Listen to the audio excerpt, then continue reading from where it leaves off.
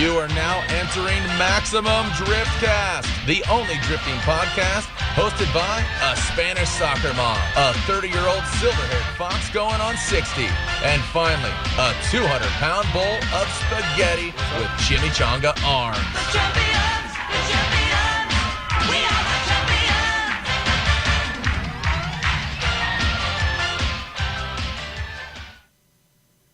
And welcome to Maximum Driftcast, where our judging is always perfect. Dude, Maximum Driftcast should be Maximum Judgecast. We live for this.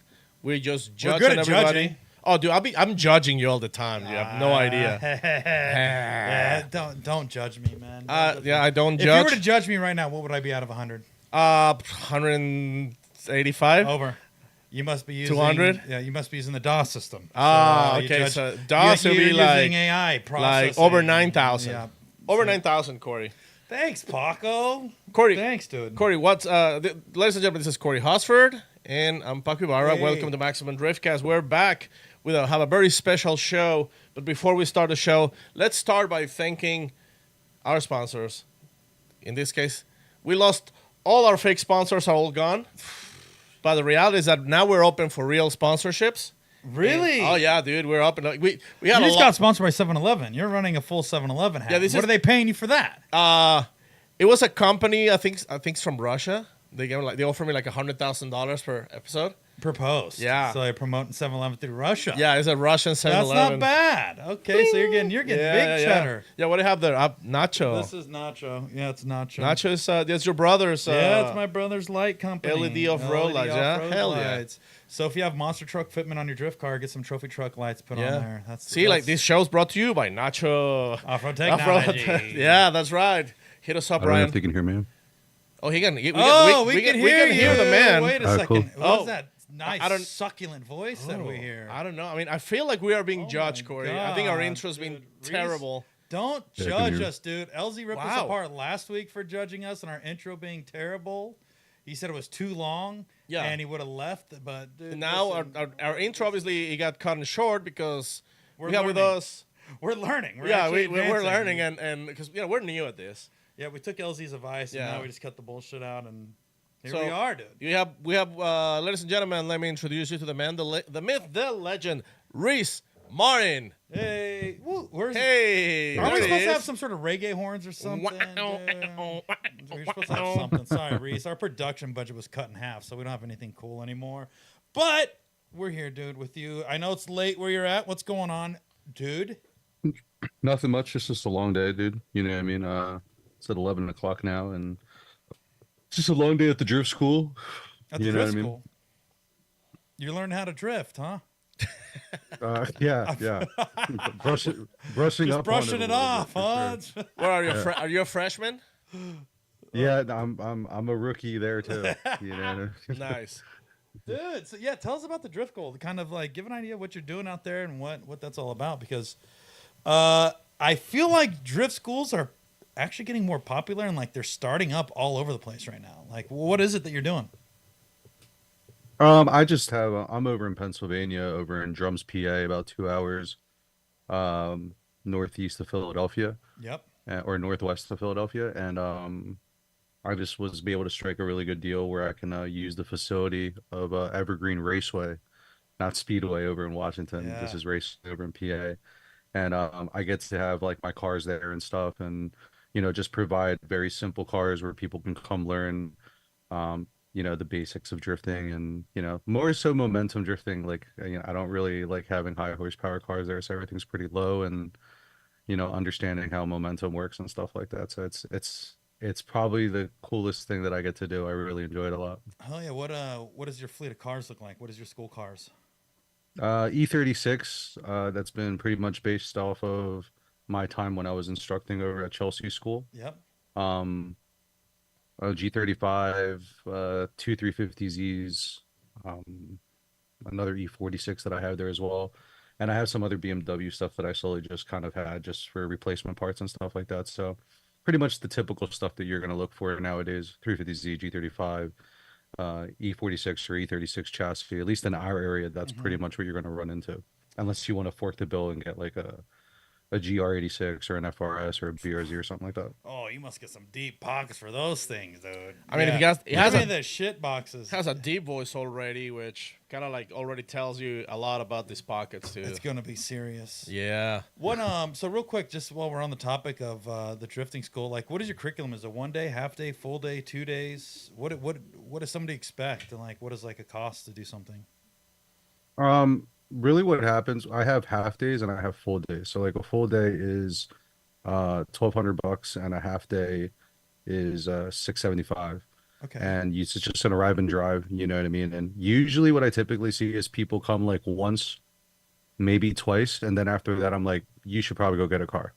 And we just start taking over from there. Because I kind of feel like when they get really good, the only thing that suffers are my cars at that point. Because then they just start ripping and Yeah. like just like doing stuff. You know, it's never happened. As soon as I kind of see them getting kind of like comfortable, I'm like, yeah, you should probably go get a car, bro. Yeah, You know these what I things mean? are You're gonna getting annihilate wrecked. these tires in a heartbeat. Has Ryan Lontaine ever came through the school? No, He he's should. never He came to the really school. I mean, should. I'd love to come He by. You really can hang should. out He and should shit. think about. He showing will up. learn a should thing be of there. Yeah, Ryan. he needs to learn. Give Reese a Get, call. get behind the wheel, Ryan Lontaine. Okay, I know you're retired, but get behind the wheel, dude. All right. No, that's I'm awesome. sure. Dude. I'm sure he's busy doing other things, but What I'm is pretty he sure that doing? dude could come there. I wonder what the life is like of a retired judge, dude. I wonder what the. Do you think he's like living on an island somewhere, just feet up, fucking relaxing? Nah. In the past, dude's living the dream, telling war stories about how he used to get ripped apart by drivers or something. I'm curious what that I life is mean, like. honestly, I think he's just like, I don't know. Probably I don't really addicted to think drugs. Is Lontaine addicted to drugs? Is that where it is? It I goes think- from it goes from judging the drug addiction. Like snorting protein powder. Ryan, yeah, that's, He's fit. We've seen him like he's jacked. I wouldn't say any of this in front of him. You He'll wouldn't? punch me. you wouldn't. Yeah, you get beat up for sure. Nah, he rules for sure. I really enjoyed the time that I've spent with Lantan and picking his brain about things. Like, I've always liked his judging, to be honest. Yeah, I don't understand why he got so much hate. I mean, like compared to him, like I get nothing compared to what I think he had to deal with. I get like nothing. Like my DMs are dry. do Like you know what? Just get nothing. as you said that, it makes me think. Do you think Lontaine got some of the heat just because he was the one of the most vocal? It's like Jared's like, "All right, Lontaine, back to you. Tell him why they failed." And it's like Ryan, since Ryan was always in the spotlight, he was kind of like the easy target. I think that's what it is. Like for instance, like using that same concept, like when Ryan Sage was like, "Hey, do you want to do those breakdowns that you were doing with 992, and we'll do them officially for FD?" In the back of my mind, I'm like, "Yo, that's cool," but now I'm totally gonna get ripped apart because like I'm front stage and center. Like I know people send those to their friends and like, look at this fucking dickhead and all the shit Yep. he's saying. Like he doesn't know what the fuck he's talking about. You know what I mean? Like Isn't it I know crazy? that's what's gonna happen because I used to do that. You know what I mean? So like, you just gotta accept it. Like once you become a judge, like everything that I thought would happen happened Dude, to the T. that's funny. So like you were on the other side at one point. You were were you one of the keyboard warriors in FD Live? Like, dude, that was the worst call ever. Like, were you on that side? I mean, well, I was always like a spotter or something like that. I mean, like I've dealt with my like. Remember, I was the one that was in the tower when the whole Chelsea DeNofa and Yep. Stuckey thing happened, and they're like, "Hey, listen, we're gonna make this dude do it over again." I'm like, "What?" So like, I have to like. By the time I get down there, he already knew, and we already saw what transpired. But so I know what it's like to have a call where you're just Yeah. kind of like, "What the fuck was that?" There you You go. know what So- I mean? So I am no stranger to that. Before we get too deep into all that, I think like a lot of people don't know your background, don't know a lot about you, don't know that you used to spot for Chelsea.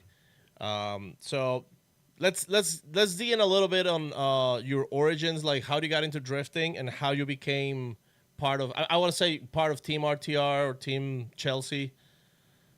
Man, when I got into drift, that's 20 years ago, dog. So I was a street drifter in Philadelphia. Didn't want to listen to anyone because, like, why would you, right? You're from Philly and you just think you run the world. Hell yeah. Ran into, got called out by Club Loose. They told me to come to like an event. Clearly saw that those dudes rip way more than I do, and I was like, this is where I need to be.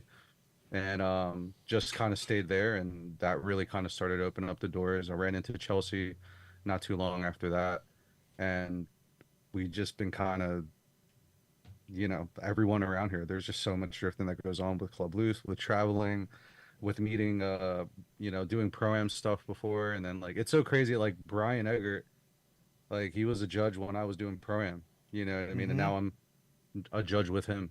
You know what I Yep. mean? So it's just crazy the perspective when you really get to sit back and look at it. And yeah, all of that kind of happened being with driving, trying to figure out a niche, trying to turn it into like a career, try to make money out of it, doing instructing with Club Loose, going over to California doing Drift 101 with Naoki out there, and then ultimately ending up in Portland where I was helping Chelsea with his school. And I started focusing on my school right around the same time I started helping Chelsea. And then last year was going to be my second year where I was really focused on only my school. And I was like, I'm just going to focus on this and grind on it. And whatever comes, comes. And Chelsea hits me up and he was like, what are you doing for Orlando? And I was like, I don't know. What do you want me to do? Come hang out. And he was like, no, I need you to come spot. Because something happened with the RTR team where like the dude that was doing it had to do something else or something like that. And they didn't know who they were going to bring. And Chelsea's like, I want to bring in Reese. So they brought me in and we just murdered it. I remember we had the conversation like, I'm coming, but I'm trying to win a chip. Hell I'm trying to yeah. win a championship. You know Yep. what I mean? So to be able to do it with one of my best friends since we've known each other for so long was pretty rad. Yeah, that has to be a special moment. And that's the thing is, I think a lot of people don't realize, especially watching these live events, and some of these judges, obviously these judges, including yourself, have accolades or have been in the sport long enough. And if you think about it, 20 years now, that's before some of these viewers were even born. You know what I mean? Like this is, you've been around for a very long time. And you would say you would have a good judge on what to look for, especially at the pro level. You've been friends. You've seen Club Loose. You've been to plenty of FDs. As a spotter, you have the same criteria, or you have to relay the information from the judges to your driver. So you've been kind of in every slot that you could be in drifting. Yeah, I guess I would say so. Yeah, maybe so. Yeah. No, just being honest. Yeah, you've done what you can do in drifting. Yeah. Because you also got the spotter of the year, wasn't? Yeah, that was in 2021. I was spotting for Alec Robbins that year. Roman. So if Chelsea was bench pressing, how much would you spot him for? How much would he actually push up, you think? It depends if you piss him off or not. You think know what I he gets mean? Like, you think he gets Hulk strength? I think he could throw down some weight if he's pissed off. I think anybody could at that point, but I have no idea. You know what I mean? Like that's not our lane at all. So like, So if you I were don't know. spotting for Chelsea versus Stuka and they got in a fight, who would win? oh, Chelsea, hands down. What are you Chelsea talking about, would win. dude? That's- is there It's the something? East Coast, bro. Like, I know. I nah. was gonna say, is there something with Philly strength? Is that like something in the water? The Philly strength? Nah, we're just dirty and we're fucking like if it goes Brawlers. down, like whatever. Like It's it's just brawlers. it goes down, dude. Like, yeah. Yeah. That was not the time or place for that to happen. I'm like, dude, like I was like in my mind, I'm like, if Stookie decides to do this, like I'm like, I feel so bad, like because there was just too many homies around then, dude. I'm just like, Dude, this is gonna get ugly, bro. This is Like, gonna this get not down, good. dude. You want the smoke You know right what I now? mean? Like I was like, but like the funniest thing in that whole scenario is that Chelsea was on an electric scooter thing or a bike and he just kind of Looking zoomed like off. a dork. Later, was nerd. Like at first I thought it was corny, and then I'm like, after everything he said, I was like, that was so hard. Like to just like a Just Jetson, dude. nerd It was so hard, bro. Dude, Put I your didn't shit even on the put that fucking trailer. together. Later, nerd. Just peels out on his little It was electric so, it was scooter. so funny, dude. What Like, an epic Now- way to leave, dude. now looking back at it, like it's just hilarious, dude. Like That is so that good. last year was awesome. It was so awesome. Just you should have seen like the little arguments me and Chelsea would have about driving, and it was so fun. It was so fun. Hold on, what was that? No, I was saying like who usually wins on arguments, you or Chelsea? Because he's a tough Chelsea's cookie. wife. Oh, Chelsea's yeah. wife comes in, there you go. and she pretty much says, "Shut the fuck up," and then that's all it. right. It always blew my mind, and it just really goes to show. I mean, I joke about it a lot, but it just goes to show like how Chelsea is as a competitor and what he really looks for when it comes to driving. Because he would win, but then he would be upset because I would tell him to go 8 out of 10 instead of 10 out of 10. Yeah. because he wanted to win it his way with his style. And I'm like, I don't know if we're gonna win that way.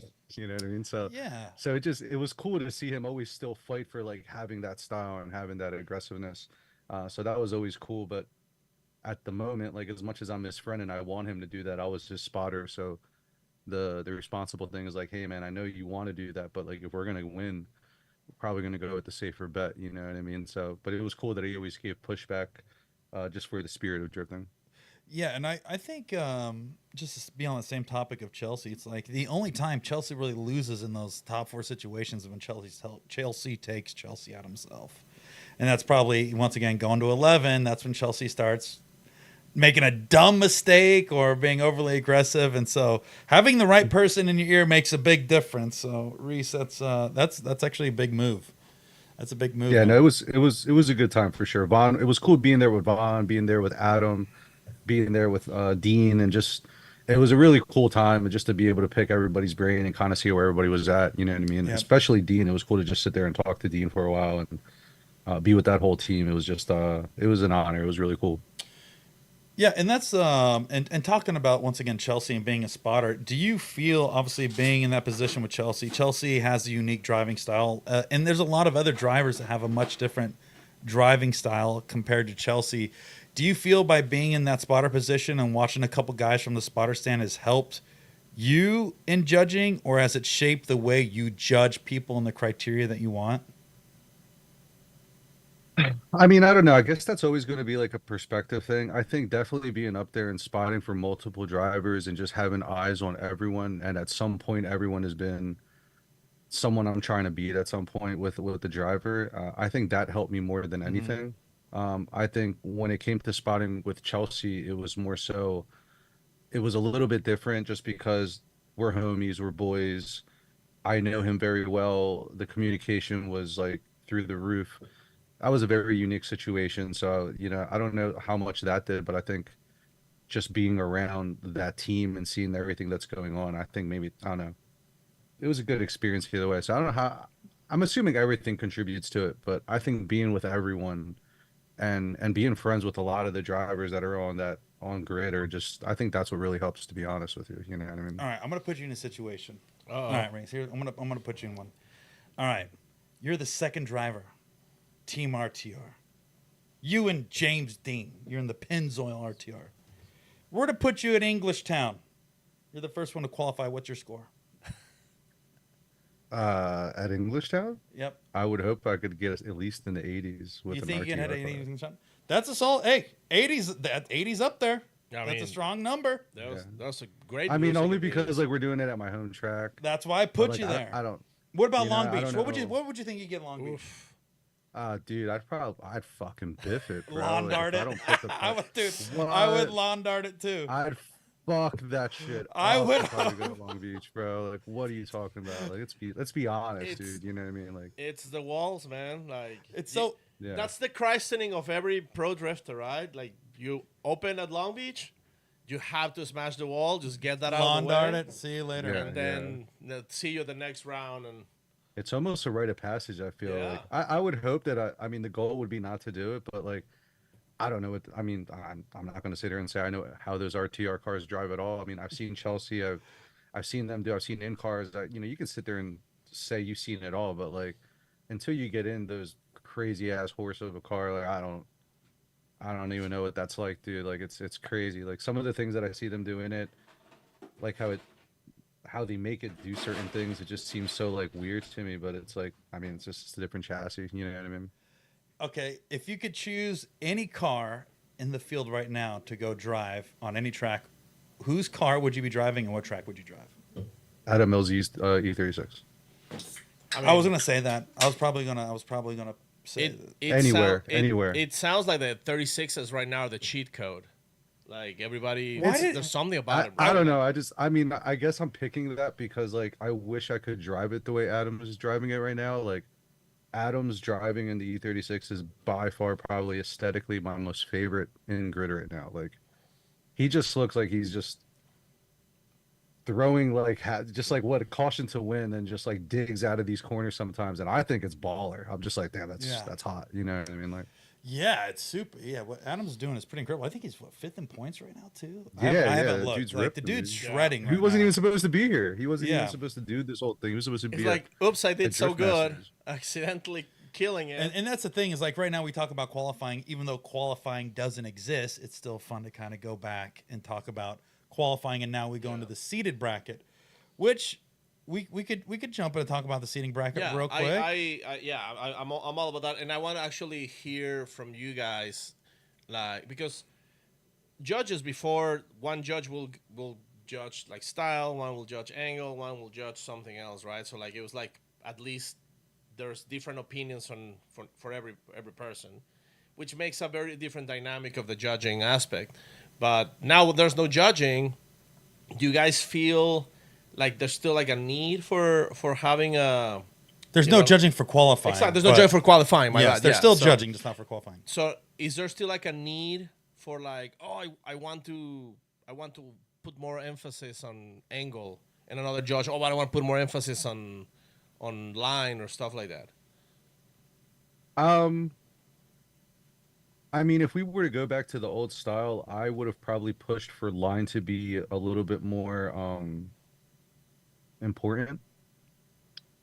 I mean, I think that's fine right now. I just think what we're going through now is some growing pains, and I think what it really comes down to is just the communication and just being able to hold everyone accountable. And I've always had this thing where I feel like the drivers' meeting needs to be relayed more so there can be more clarity there. But it's also like I'm the new dude, so it's not like I'm just gonna go in Bro, there you got to and go in like there and kick in swing the that door. hog, dude. Swing your big pipe Yeah. and let them know. Well, Show 'em what you're made of. Show them, swinging the Philly pipe on them, dude. Respectfully, it's just like you got to kind of see the lay of the land a little bit and kind of see what's going on. And I definitely have my opinions on some things we can change, and Yeah. but I feel like all that stuff has to happen with the driver's input. Like I feel kind of weird, like oh, well, we're gonna change this, but it's like it could have been something as easy as just calling a bunch of those guys or talking about it together and saying, hey, listen, like this is what we're thinking about. Like, what's your input on this? Do you think we're wrong? Why do you think we're wrong? Like, where do we come to a compromise? So then that doesn't become an issue down the road. And I feel like maybe we should have been doing that already, but I think it's like drifting has just evolved so much better. These guys have gotten so good that now I feel like it's a requirement that we have to be a little bit more detailed with, what we want, how do we explain things and everything. So I definitely hear like Yeah. everyone when it comes to that, you know what I mean? Yeah, I want to touch on. I wanted to start off just real quick. I don't want to go too far back because there's so much we can talk about now. But I want to say, with the seeded bracket in Long Beach, I think everybody was excited and thrilled about the future of judging with no qualifying. Everybody said, "Wow, if this is the future of Formula Drift, this is going to be an amazing thing." But this is obviously the first year with the new seeded bracket, and Long Beach being the first round, I don't think many people knew what to kind of expect. So it's all new and it's exciting. And then after that, you roll into Atlanta, where obviously now things are starting to be implemented or new things happen on track where it changes scenarios. It just seems like there's a lot of adaptation to what's happening with the seeded bracket. So with that kind of all coming together, what would you say has changed from the way you guys look at things in the seeded bracket or things that may have happened on track that has evolved or rules that you had to advance to kind of keep up with what the sport is doing? And I don't know, does that make sense? I mean, I Like, see 'cause what you're saying. I don't think Yeah, really because I much think has Long Beach changed. was great. Long Beach was great. Like, Yeah. as a new veer, nobody had any expectations. But then, obviously, you run into, Road Atlanta, and then the LZ thing happens, and then dropping tires, and then it's 2 tires off of 0, it's 3 tires off of 0. It's like everything kind of started changing. But it seems like you guys, about midway through the season, started taking a firmer stance on things. Yeah, and I think it's because I think it's just one of those things. If you kind of let something go wild, it'll do just that. I think even from the beginning when I saw that 2-second rule, I was like, 2 seconds is an eternity in drifting. But all right, I guess this is what we're doing. You know what I mean? And then that just, I mean, in my opinion, I think that bit us in the ass with that whole. And just Nah, elaborate what the thing, 2-second yeah. rule is thing real quick for people that may not know. But what is the 2-second? Which isn't intact right now. Like Yeah. right now, it's a 1-second rule if I'm not mistaken. But I mean, originally it was 2 seconds. If a person straightens up for 2 seconds, like that would be the cutoff point, and that would be a 0. which I didn't agree with. You know what I mean? Yeah. I was just like, damn, that is way too long. Like that's like you can cover a lot of ground in 2 seconds. Um, and then eventually after all that happened, like I think it had to get looked over a little bit better. And that's something we're still gonna have to go touch on. And I think like word it in a way where there can be proper accountability and there's no gray area there. And I feel like that's something we're always going to chase with the rules or how we do things is there's always going to be some sort of gray area. And as long as we as a community, like the drivers and the judges and everyone on staff comes together to try to have clarity with that, I think we'll have uh, way more success when it comes to like how we convey all this information. I think yeah, like when it comes to, I mean we were talking about this briefly a couple days ago. I think the problem in part, is that disconnection between the fans not really understanding some of the rules, and like you said, like some of the things that get mentioned on the drivers meeting that don't get aired, or maybe they get mentioned just at the beginning of the show, like right before any battle has started. There's some clarifications. Remember, we talked about this, blah blah, but not everybody gets to see that part. Between that and the rules seem to have a I don't want to like 100% make this as a statement, but I feel like some rules tend to overlap on each other. So there's situations where some things like some battles look very similar from each other, but the outcomes are very different, even though it looks like the fault is the same. But I feel like there's certain rules that but because of this that changed everything and it makes the other guy win and like I was telling you, I feel like you guys as the judges are following the rules accordingly, but there are some rules that make you guys sound inconsistent, and I don't think it's that necessarily that you are being purposely, like trying to root for one driver over another, because I mean, I think it'll be very clear. Plus, there's nothing to win from you guys. Like it's not like Nos is giving you hundreds of bottles of energy drink, right? Or like Monster. Um, No. so, what are your thoughts on that? Like between the fan disconnection and you guys as judges, like do you feel there's also like an internal disconnection or I'm trying to understand what you're saying. So there's a disconnect from the Between fans the not fans? knowing the rules Yeah. to what's happening on the track, Yeah. and then what was the judge's side? And then on the judges' side, the judges are doing what the rules are telling them to do. But there's certain rules that might overlap on each other. Do you have like? Can you give me a scenario? or Well, that's something, the thing. whatever? Like, for example, when we see cases like what happened with Forsberg at Seattle, right? Where he was chasing very close.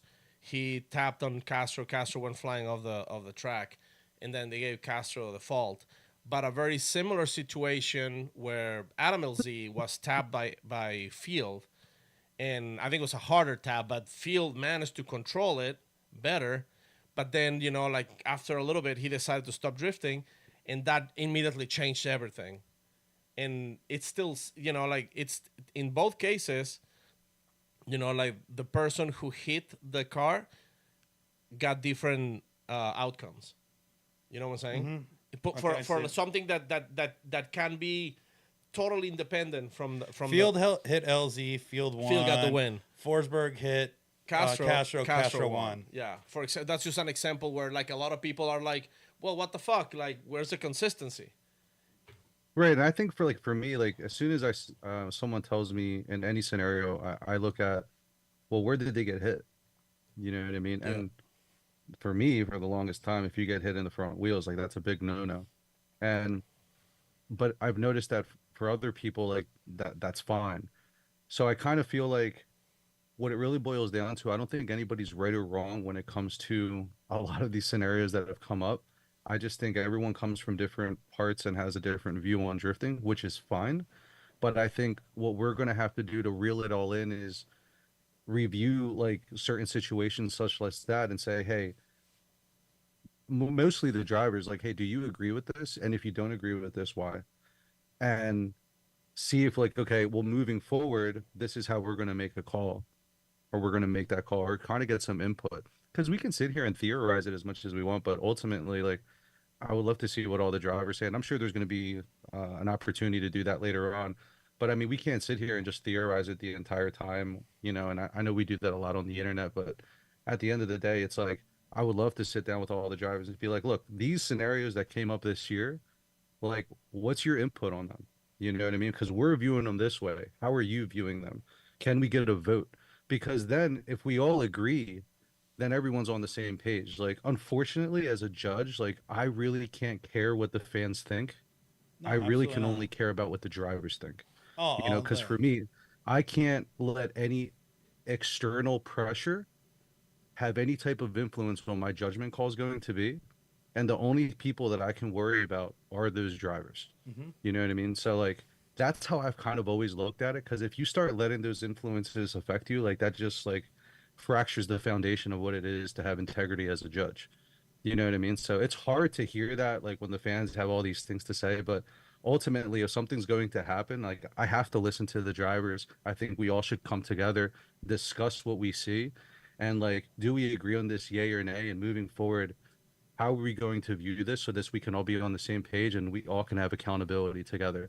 And this way when a call is made, we all agree on it.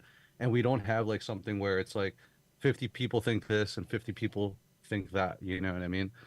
And it's crazy because like if because of my position in drifting and I get to go to so many events and go drift and struct, when people ask me like how bad has it been, the honest truth is it's been absolutely amazing, because the only negative stuff are what you see on the internet, which is dwarfed compared to the people that come to my school or the people that come up to me in person at these events and tell me like I love what's going on this year, or I love the videos, or I love this. I hear so much more positive feedback than I ever get to see the negative stuff from. But if my whole world was just like what's going on social media, then you would think that we're just getting our dick buried into the ground right now. But that's not the case. You know, like No. the case is everyone's just showing nothing but love, and like so it's all just really in the perspective on how you're looking at that. Yeah. You know what I mean?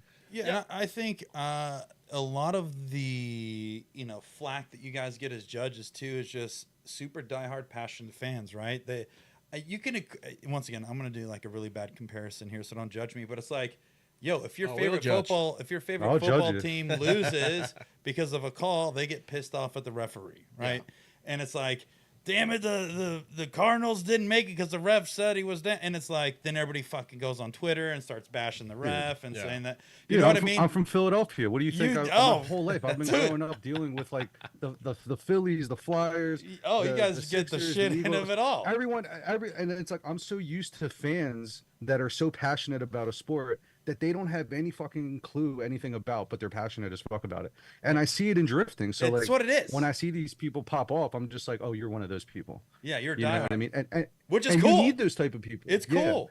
Diehards are It's cool. cool to have it. Like that's why I don't really like when they get upset or they get mad and they start throwing shade. I'm just like, They're passionate. the bro. worst, yeah, the worst thing in that scenario is that they're not doing that. But that shows me that they're super about it, you know. 100%. And the counter of that is that I meet so many people that love what we do at Formula Drift and everything. You know, it's just again, I luck out because FD isn't the only thing I do in drifting. So I get to get input from so many places Yep. that the negativity that I see on the internet is like it's so small compared to what's really out there, at least Yeah. for me. You know what I mean? Yeah, like basically you get to see all the negativity when you have your own discussion board and you have to be moderating a bunch of angry people just coming at, you know. exactly. I said on a post, last week, a couple weeks ago, basically, I said it. Most of the time I tend to agree very, very tight with FD judging. I've never been one of those like, oh, it's rigged. The judges, they have favoritism. There's very few times where like, oh, like this guy got it, and then you guys, put up the results, and it's like, oh, the other driver did. Let's listen to the explanation, and then they give up the explanation. It's like, oh, okay, I missed that, or I can see that. I can see the aspect of, that can change. So very, very rarely I tend to disagree with the ruling. There's been very few instances where I feel like there's been like a mistake, like a bad call as a mistake. I don't think that there's ever been a bad call due to animosity towards any driver. Nah, But if I can see those, like as I like to think I'm very objective, and as an objective viewer that understands most of the rules, I'm trying to pay attention to everything that's being said. So I, take my notes, make sure that when I cast my opinions on the message board, I don't look like an idiot, like that I don't know what I'm talking about. I can see why if I get those little bits of like doubts, I can see why some of the fans just get completely lost and angry, because I feel like the reason of the fans getting angry is not necessarily because their driver didn't get it, it's because they didn't understand exactly why he didn't get it. And like we were talking about a couple days ago, like that disconnection between the rules and the event while it's happening and the fans seems like it's a little bit still alive. And I think, like, the hardcore fans, they're already there. They're going to watch the show. It doesn't matter, like they're going to be watching. But the average viewer is the one, they're probably the majority, right? Like the grand majority of people just watch it because it's entertaining. And I think there's a grand majority of people that don't really understand what's going on. So what would it be a good strategy to make sure that the average viewer, the drifting fan who's never drifted in his life, they just watch? Like, what would be a good strategy to keep them on the loop of what's being judged? I think like the biggest thing is probably like it really comes down to I don't know, I like pictures. When I went over to Germany and I was judging the Iron Drift King competition, I had an opportunity to talk to a lot of the judges there that, one from the Iron Drift Championship and Drift Masters and all different types of areas, and um, just discussing like the briefing and like having diagrams of where the car should be, what the ideal line is, what's the proper placement of the chase driver, like instead of the Y format be tucked in the pocket, explain what the pocket is. Like the other day, I remember I jumped on the internet and I was like, let me see if I can Google or try to find out if on the internet anyone has explained getting into the pocket in the chase driver, and I couldn't find that anywhere. You know what I mean? So I was just like, maybe it exists, but I couldn't find it. Yeah. You know what I mean? So like, we know if I tell you, yeah, we make sure you dive into the pocket, like we know exactly what that means. But I bet you the vast majority does not know what that means. Yeah. You know what I mean? And I think the issue is that, and I'm guilty of this too. I'm so jaded because my entire life is about drifting that I think that when I talk, the shortening of some descriptions, that's what gets lost into translation. And I Yeah. feel like people that are really into drifting, like we're gonna have to, like, I don't want to say dumb it down, but like really like articulate it and really like lengthen it out a lot more so people can really get an understanding of what we mean. You know what I mean? I can say dive into the pocket, and like I don't really think a lot of people are going to know exactly what I mean by that, or like chopping the line, or like sacrificing this. Like these are all just terminologies that we just start saying, and I feel like people just start saying without even knowing what it really means sometimes. And I think that's where it really starts out, is that maybe we're just going to have to do a better job of just articulating and explaining everything out, having diagrams showing exactly what we mean by diving in, showing exactly what we mean about car placement. Um, and I think that'll definitely help a lot more. Maybe before we didn't need that, but I think moving forward, because we have such a population of people that are just casual fans, they're going to need that visual assistance to be able to keep up with what we're doing. Like at the last event, I told them like, yo, start putting the line down at Utah. So if you look at the map, there's actually a line, a green line, and that line is the ideal lead line for the chase driver. So if you are a spotter or if you are a fan, you can look at that map and say, okay, if this person is in the lead, this is the line he needs to have. So if he chops the line, if he cuts on the inside, that's not going to be the line he should be on. So little things like that and start incorporating them a lot more, I think is going to be a huge help. Maybe not for us because we know what it means, but to keep everybody in the loop, I think that's what it's really, come down to. And maybe find some videos and like I said, just really like explain it, lengthen it out. really articulate everything, explain everything. We're just gonna have to do that, and I kind of feel bad because I know Brian Eggert. He comes from a time where things were really strict, and I don't remember how much they articulated then. But I kind of feel like for him it must be Groundhog Day because it's like he's done it this way and then he does it this way, and so now we're going back to being a little bit more strict and explaining things a little bit more. Um, but I think that's what we need. I think we just need to explain things a lot more. At the drivers meeting, maybe do like a little wrap up and then say, hey, listen, going into this round after practice, the ground rules are this, and this decision has been based amongst the drivers. Like, you guys remember that the event where Novak was like riding the brakes? Yes. All right. What nobody knows is that at the drivers meeting, the drivers asked for that.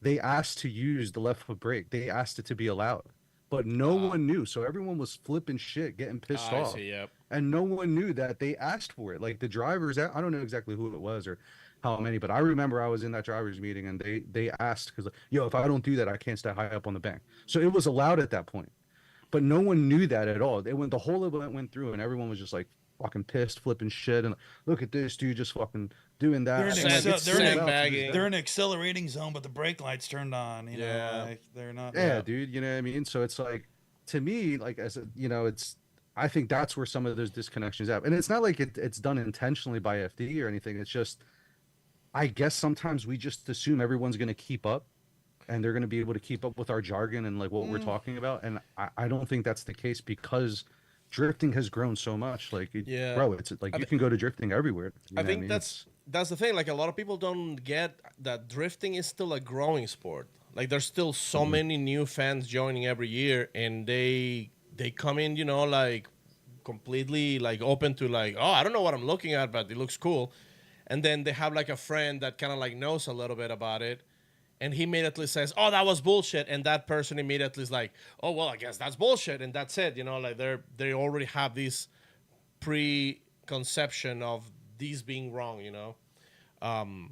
But like like we were talking about this, like it would be probably a good idea, like in the commercial cuts, in between the commercials, like have like a little capsules, like informative capsules, and anybody from the judges, anybody from FD, even drivers, like we're supposed to do this, blah blah blah, and like we were saying, like they can even like grab like toy cars and like go with toy cars and like, this is good angle, this is not good angle, like just like because like with our hands it's hard to tell, well, where are the wheels, right? Yeah, Like for exactly. us Yeah, it's kind of true. like easy, like, well, we assume like now this means, let me get the camera on me, there you go. So for us, it's easy to understand that this is like very close to the front wheels and this is like close to the rear, this is good, this is not that good.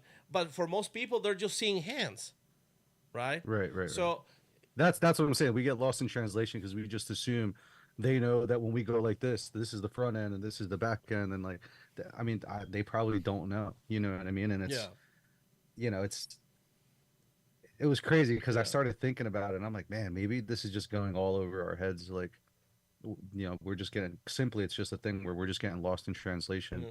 Well, So just being able to explain it. you've been doing the breakdown videos for FD. Yeah. Those were like, we were doing those before without FD. We were just doing them just so I can just chime in on it since I was judging for other things. That was just a 992 thing, right? Yeah, 902 thing. Yeah. You know what I mean? And they were like, yo, you should do that for FD. Okay. But now it's a real thing. You know what I mean? Yeah. So like going into the next year, and it was just kind of thrown together. Like the fans asked for the reviews. So he was like, yo, do you want to do those reviews? So we try to fit those in.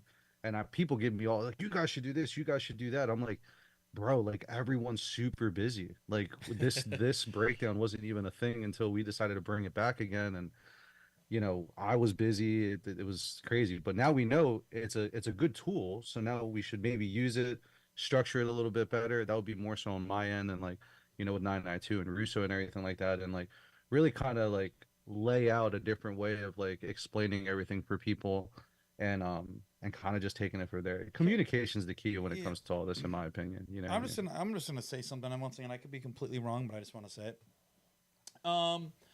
I believe a lot of the disconnect comes from the small technicalities And I don't think it's the newer fans that are complaining. I think it's the diehards that can pick up a wobble or like slightly offline, and then they're comparing a slight wobble to being slightly offline, and which one's deemed more. And oh well, offline is worse than a slight correction to be tighter in the pocket. I think it's the more smaller technical calls that are raising bigger issues, right? I think if a new fan comes in, they sit there and be like, dude, this is the craziest thing I've ever seen. They don't even know the rules yet.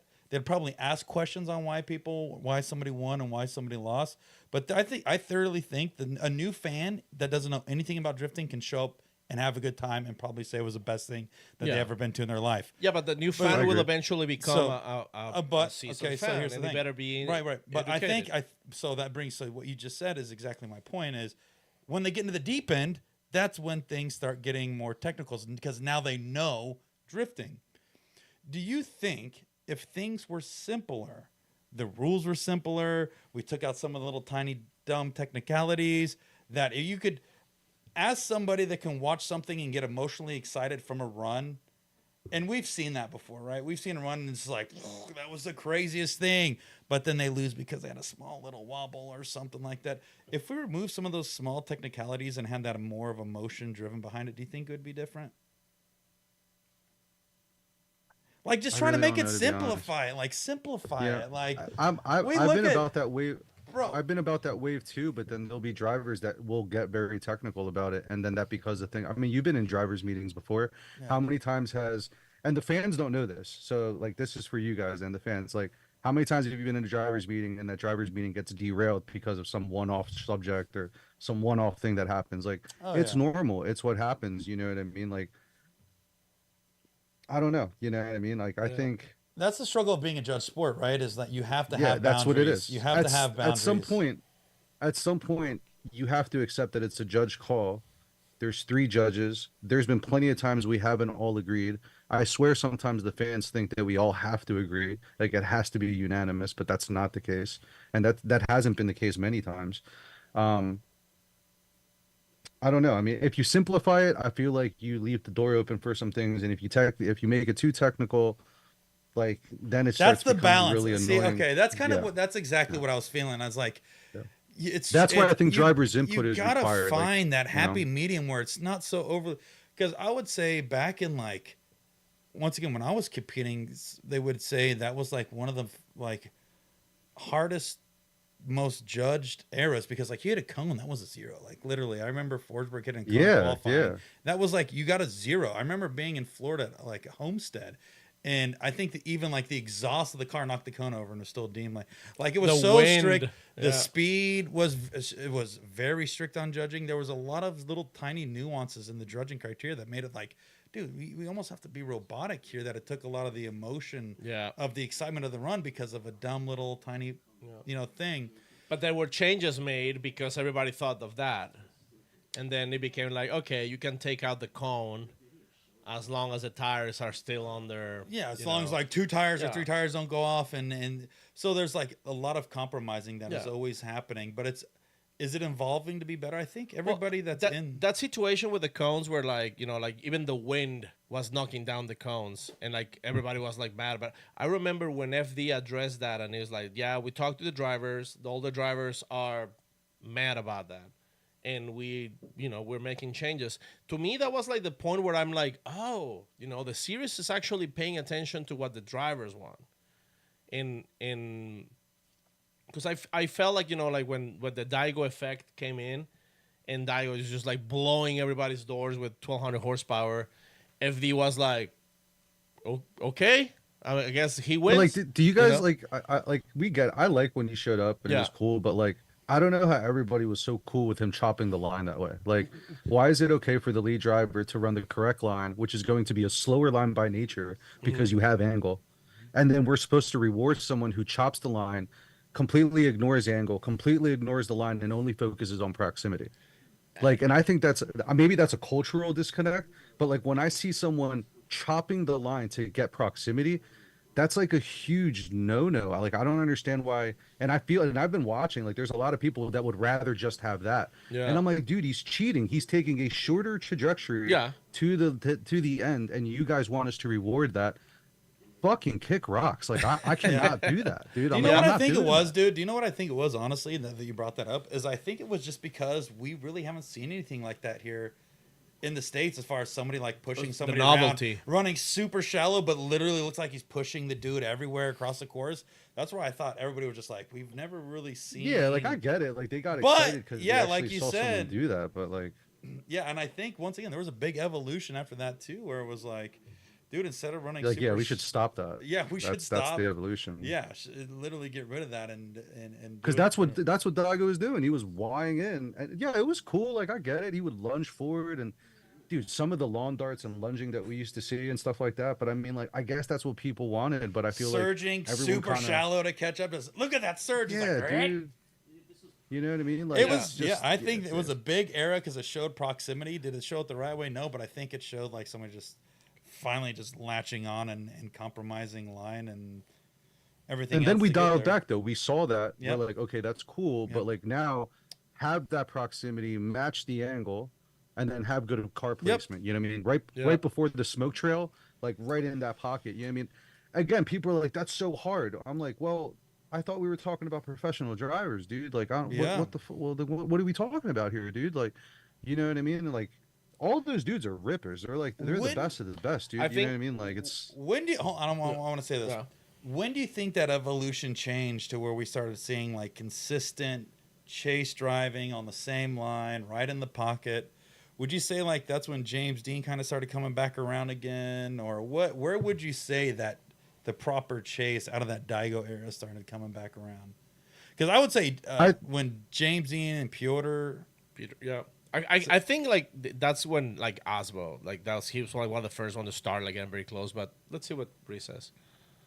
I would say culturally, not just in FD, but like as the culture of drifting in America started understanding proper car placement due to transitions and getting into pocket based off of momentum and not surging in. Once that started becoming a little bit more of general knowledge, like we started seeing the fans and more people understand what they were seeing in FD, and that naturally progressed that, you know what I mean? Because when you see someone do something you don't agree with, that's when people would voice their opinion. I would say maybe right around like after the Daigo era, I think that's when everything got pulled back and they're like, that's cool, but you just got to place the positioning of everything. And that's what started the evolution. And then we saw people do really good runs like Osbo. We saw Chelsea do a lot of them. We saw Odie do a little bit, although sometimes he does the shallow thing sometimes as well too.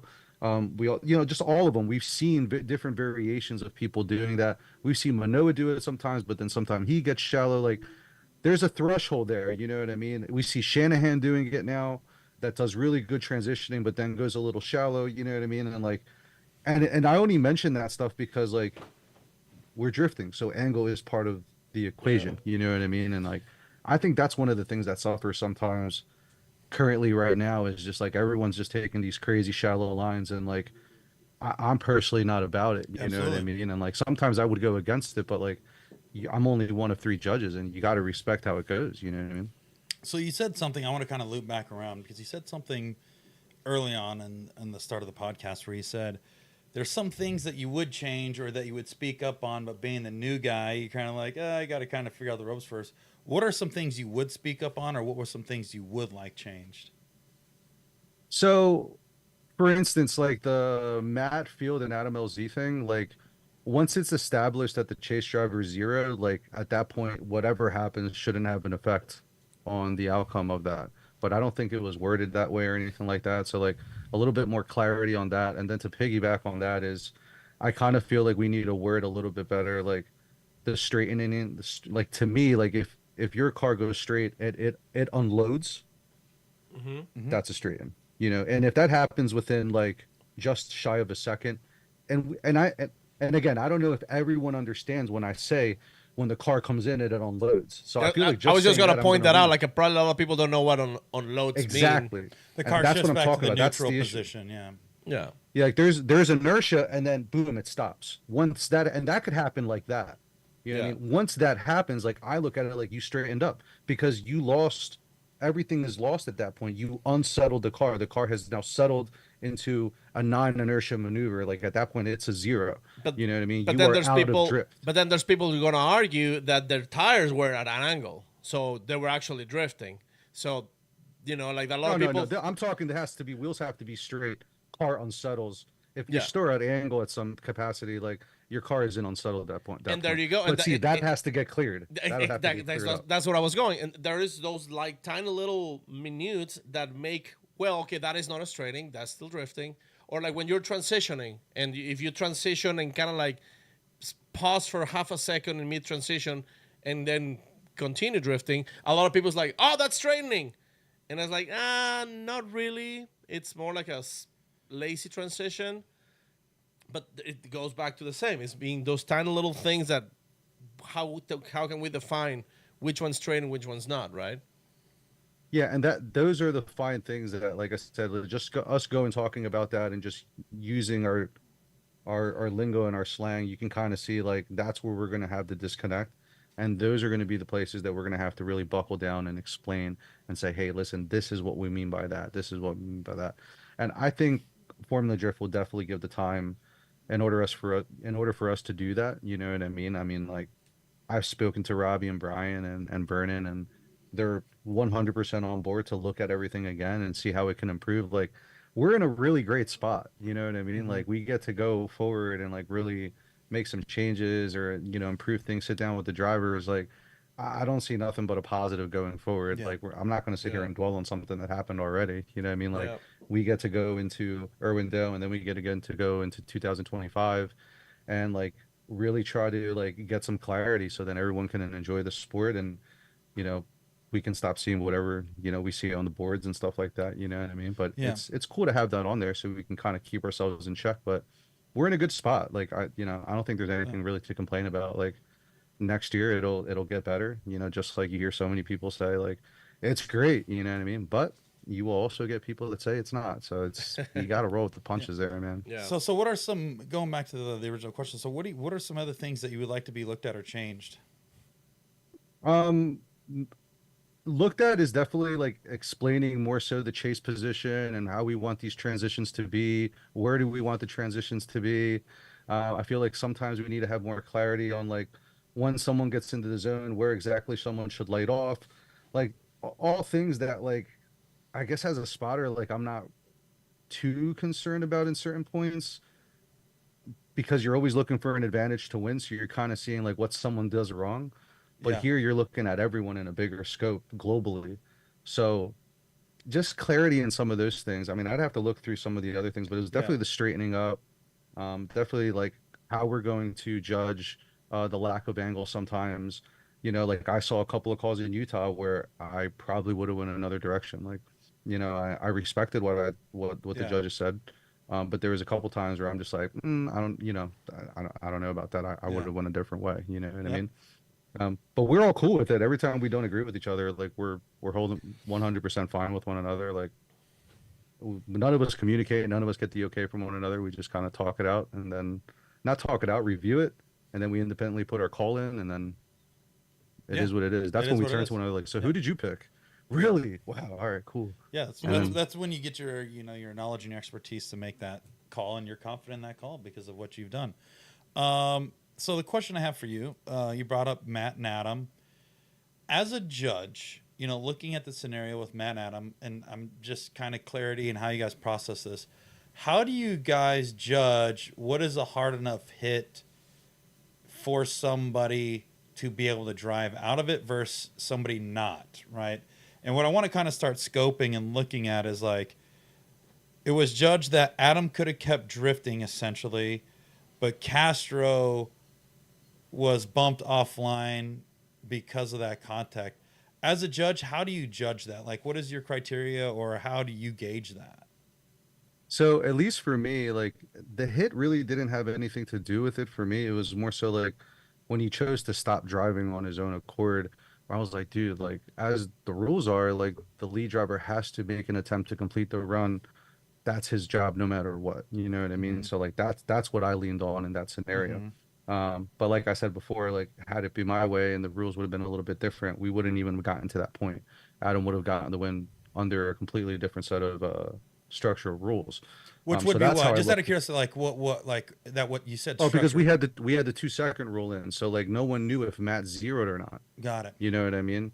But had it been the way I looked at it, where he's zeroed, so therefore at that point, no matter what happens after Matt zeroed, it doesn't mean anything. You know what I mean? Um, but we weren't sure because no one knew if it was like a zero or not, or I may have made it a zero. I don't know what the other judges Yeah. did. So it kind of went on, and I think that's where, at least for me, I think that's where the flaw was. You know what I mean? Yeah. But in that scenario, as everything was at that time, it was just because he didn't keep on going. He just decided to stop on his own accord, and it's like, dude, like, well, now our hands are tied. You know what I mean? Yeah. But- just based off of the rule book. You I know what remember. I mean? remember when I like listened to Adam's explanation. You know, it's just like, well, I felt the hit. I kind of like kept going, but I just wasn't sure if I should keep going because what if there was damage on my car? You know, so I think maybe at one more time could have been a little bit more. You know, like oh, But damn. so as per the way we're supposed to go about it, you go back to that first run, Yeah. right? And then when you go off the first run, Matt gets the win.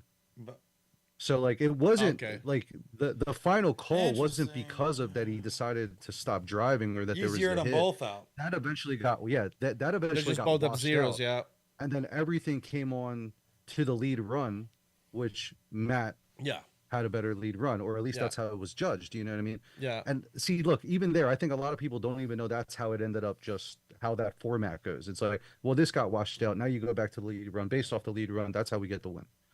You know what I mean? So, like, that's another thing. I don't know if a lot of people understand that that's how that system works. You know what Yeah. I mean? Yeah. I feel like there's a lot of times where I feel like the fans or anybody that's watching judges everything off of the chase run, and they completely disregard the lead run. And I'm like, yo, the lead run is the most important thing when you're out there. Absolutely. Like if you put down a lead run, like the chances of you winning, if you put down a 90 or up percenter, like it's pretty high up, because now you're putting all the pressure on this guy, that when you switch up, he now has to do that in order for the chases to be something weighed upon. You know what I mean? Yeah. Yeah, and So, like- also having that lead run in your back pocket, if you lay down a banger, if shit goes down in the second run, at least you can lean back like, all right, we have a little pocket now. We have a little comfort now because we laid a banger down. So it should Exactly, be, you it know. should be a And I think- motivator. I think a lot of people don't understand the importance of that lead run and how that plays a role. Like I'll see someone be like, "Oh, but did you see the chase run from so and so?" I'm like, "Yeah, but that's because the guy put down a good lead run, which allowed that to even happen." So I don't think they understand that equation sometimes. You know what I mean? Yeah. And like, oh, this guy's he's still in the zone, but he's slightly lower. So that is immediately going to offset the chase driver to be on an even lower line, but that's only because the lead driver was on a lower line in the zone. See, that's a good point. I like that because as a viewer, right? We could say as viewers, Yeah. all of us here, drivers and viewers or whatever, it's like we get bricked up when we see a good chase and we totally forget about the lead run. Like we always go back to that was an awesome chase run, and literally that's what we care about and that's what gives us boners. But when shit goes down, we have to remember that the lead is actually probably, if not more important than that chase. Yeah, because that sets the precursor for the whole run. So Mm-hmm. ideally, even to this day, you want to be the person that leads first. Yep. You know, if we're not talking about tire consumption and all Yeah, that yeah, stuff, yeah. and we're just, you know, like Yep. you want to lead first. Because if you put down a 95 heater, like homeboy is Yeah, you got to do shaking it in the his pocket. boots, Yeah. you know. So like that's the biggest thing. And I think a lot of people look at the chase runs and they see proximity and they see how people are just getting proximity and they just completely I throw like that. everything out the window. I like You know, that. and I don't think that's. I like that. And I think there needs to be clarity on, like, Bro, and I'm yo, if guilty this of that dude's- too. I'm just gonna say this. I'm guilty of like over judging chase runs or being like that dude should have run because he was way on his door, and I would forget the whole fucking lead. If I'm gonna be Still, the honest lead is what's sometimes. more important. And I'm guilty of that, bro. I totally am. I'm not gonna say I'm not, but it's a good reminder for myself and anybody else. It's like, yo, pay attention to that lead, and because judges are putting emphasis on that, Yeah. not just the Yeah, chase. 100%. That's a good. That's actually like, really good. we information. told Federico in Seattle, I'm like, bro, like you gotta put down better lead runs and you will have a way higher chance. And like I understand he had a little accident in Utah, but look at his lead run. Yeah. Like he listened, bro. He put down a killer lead run. That thing was like very well placed and like had that word, like he was already putting pressure on his opponent because that lead run was so good. Yeah. You know what I mean? That's the best thing you could have done in that scenario. You know what I mean? And a lot of people have just been like, I feel just kind of getting lost in that translation when it comes to that. But there's a lot of drivers, the guys that are putting down like smoking lead runs, man, like they're the ones that are really that have the advantage, you know, when it comes down to it. Because especially if you're the first one that gets to go out there and do that. You know I what would mean? Like, love to see Jared and Jacob really put a lot of emphasis on the lead run. Like I know they do. I think they do. I think they do, but I think it's just as both runs go back and forth, it's just emphasizing the strengths because we get really emotional caught up like watching the chase runs, right? That's where we get excited. And as a spectator, being reminded that how crucial that is because sometimes I forget. I think it is. I think you're nailing something that I never really thought about until you said it. That like I don't think that the commentators are influencing the judges, but they are definitely influencing the audience. And there's sometimes we can't hear them. Yeah, I know, like you. I mean, he's right behind you guys, but you guys are like paying attention, like you're focusing. But yeah, like when any driver goes like, all right, he initiates a hard initiation. Justin Pollack with an insane like approach, even if it's like in the chase, look how tight he is. Look how tight he is. Yeah, but the emphasis is not on the lead. Even if it came in shallow, Jared already overhyped it up because I mean. Let's be real. It looks crazy. It looks great. When it looks a fucking driver awesome. fucking darts and then gets super close, like stops himself. It looks crazy. It does look crazy, yeah. 100%. Because you're just like, damn, he could have smoked. And Jared is just doing his job, right? He's just like hyping things up, which is great. Jared crushes it. Yeah, I want to say that, by the way. Jared is an absolute beast. Yeah, we miss Jared. Yeah, yeah, for sure, dude. Yeah. Jared does this thing out there. You know what I mean? Like, but it is true because now I'm all hyped about that chase. Did I forget about the lead? That I forget that the lead Even though is he did killing it. It happens all the fucking time, dude. Like they're like, fucking did you Jared. see this? God and I'm just like, damn it. I'm like, dude, look at this, dude. And I'm like, look at your lead run. There's been plenty of times driver come up to me. I'm like, bro, he messed up in the chase. I'm like, okay, cool. We're gonna count that error. Now let's look at your lead run. I'm like, bro, you didn't get into this zone. You didn't get into this zone. You didn't get into this zone. What the fuck are we talking about here? Yeah. Dude? You know what I mean? I'm like, your lead run is important. Like, but then they'll hyper focus on the chase run sometimes, and I'm like, you're screwing yourself. I think bro. that's dude. I think we've kind of like, for me personally, crushed where I spend a lot of my time looking like. Because the highlight clips is always the highlight clips of the tight tandem, even if it's slightly offline. Yeah. Rubbing That's what doors. brings in the view. It's not the dude that's hitting the 100-point lead run while there's somebody in chase, but the dude is going from tip to tip, like on the marks. It goes down to like like when everybody criticizes like Osbo, oh, he looks too robotic.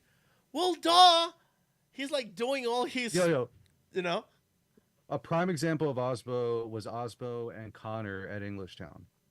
Like they were mirroring each other. Dude. And the only thing that made a difference there is that when push came to shove, Osbo he out angled Connor in that battle at one of those times, and that was the defense. So I don't think that's bad that it was one technicality. I'm like, you're talking about two elite drivers that are duking it out over and over again, mirroring each other, and then finally one of them has a crack in his armor, and that's how he loses. Like, how isn't that what you want, bro? Like that. I mean, that was a good, hard-earned battle. Like, I mean, half of Ireland fucking hated me for that. Hated the judges for that. You know what I mean? But I mean, it is what it is. That's just what's going to happen. Like, for instance, like what happened with Chris. Had it been the other way around, Dominican Republic would be hating us. You know what I mean? We've had Brazil hate us, Ireland hate us. It's like, but you're not going to see it because no one speaks Spanish. You're not going to go on those message boards. You know what I mean? You're not going to go to the European message boards and go look and see. No one talks about that. Curva. Stuff, you know what I mean? Like, no, I mean, you're right. You're right. Like, I mean, can't please everybody, but I feel like the honest fans, they see the Asbo versus Connor battle. They're one more time. They're both making mistakes on the exact same time, the exact same way. When somebody, ends up winning, I'm pretty sure everybody, well, not everybody, but a lot of people like, fuck yeah, that was still a great battle. Like it was so tight. It was very, very hard to tell until somebody really did something major. And, like, I don't think Ireland can hate you for that. I'd rather be hated by Norway. Norway's. I think they get nicer. emotional. I think all the fans everywhere, they get mad for a little bit and then they calm down. You know what I mean? It's at least for me, I know it's nothing but love. I mean, people will criticize you, but I mean, like it's I just don't think it's as bad as people make it sound. Like people used to make it sound like I was like people are gonna fucking hate you, like, Yep. and I'm like, whatever. Well, that's you know what I mean, dude. that's one of the things that I actually wanted to talk Before we move, before we move on, Okay. Because we talked about the Adam situation. Yeah. I want to answer the Forsberg situation. Oh, yeah. And before we go to what you're doing. Yeah. So going back to Forsberg and Castro. Castro in Seattle, just talking about the judging stuff and the small quirks when it comes to who's at fault and who's not. How did the Forsberg call work out in your guys' eyes? I don't know how it really. I don't know how it worked out in Brian's and Robbie's mind, like verbatim in my head. When I was reviewing the battle, I'm like watching it, and like for the first couple of times, I'm like, dude, Castro biffed it. That's it. Yeah. But then I start looking at it more, and I'm just like, dude, in my mind, I'm like, I don't know if I'm gonna let this hit go because it's happening on the front, and everything inside of me is like, I can't let that go on the front. You know what I mean? So like, I'm like, all right. So after going through my head, I'm like, this is my decision. I'm saying it in my head. This is what I'm looking. And honestly, I thought maybe the other judges would see it the other way. I was kind of shocked when all three of us were in agreement with this. I do remember them saying that they thought the bump was sufficient enough as well too. And Robbie was saying that he thought Castro was going to go off, but then Chris didn't allow him to happen. But then, like, you know, I saw Chris's video, and I can see how I see Chris's end of it. You know what I mean? Yeah. In the drivers' meeting, like, I know we talked about how, again, no one knew this, right? But in the drivers' meeting, we talked about how coming off the bank and going into outside zone 2, we were warning the drivers, like, please be careful. This is going to be a sketchy spot. We know we're going to have issues here. And lo and behold, we had an issue there. You know what I mean? So, like, there was at least some highlight to that area, but again, like, maybe we should have been more descriptive. Maybe we should have explained more. You know, I think for us, it's always about just trying to explain more to have more clarity. So then this way we can hold each other accountable. We can be like, well, this is what we said. This is what we agreed upon. You know what I mean? And I think the more we start doing that and like really refine that, we're going to have less and less of those situations. You know what I mean? Because there's a lot of people that agree with it and there's a lot of people that didn't agree with it. You know what I mean? But I'm also very conscious that depending where the video is posted and who posts it is going to dictate who's replying to it and what that's going to look like. You know what I mean? Like, I'm fully aware of that, how that goes, you know? Yeah. So I was going to ask too. So what's your take on the petitions things then? If something were to go down or a bad call, petitioning. I don't really have an issue whether they come back or they don't come back. Like, you know, if that's something we have to deal with, that's fine. Like, that's cool. Like, I'm pretty easygoing when it comes to that. Yeah. You know what I mean? Like, I don't know if that's my call to make. Do you think it should come back? And do you think if Forsberg would have came back with data and video and said, hey, this is not what it is, or even having, because Forsberg said, you know, Cassius thought he was going to go off anyways, but that rub. Yeah, and there was a video that was made by Sage that he showed me that kind of debunked all of that. That was really good. Okay. So there's data that and I don't know if Forsberger saw that or if that was shown. I haven't seen it. Is it somewhere? I would love to see it. No, it wasn't. God, You know what I mean? private But video, I'm private just being explanation. transparent. Like, there was an explanation. Like, I saw what he said, and then, like, you know, Sage showed me a bunch of examples of, you know, respectfully that not being the case. You know what I mean? Yeah. So Yeah. I think the data and how the data is going to get interpreted, that's where the issue is going to be. And again, that's where I say, that's where maybe we would have to sit down with the driver and say, hey, listen, this is how we're viewing this. How are you viewing this? Do you agree with it? Okay, you don't agree with it.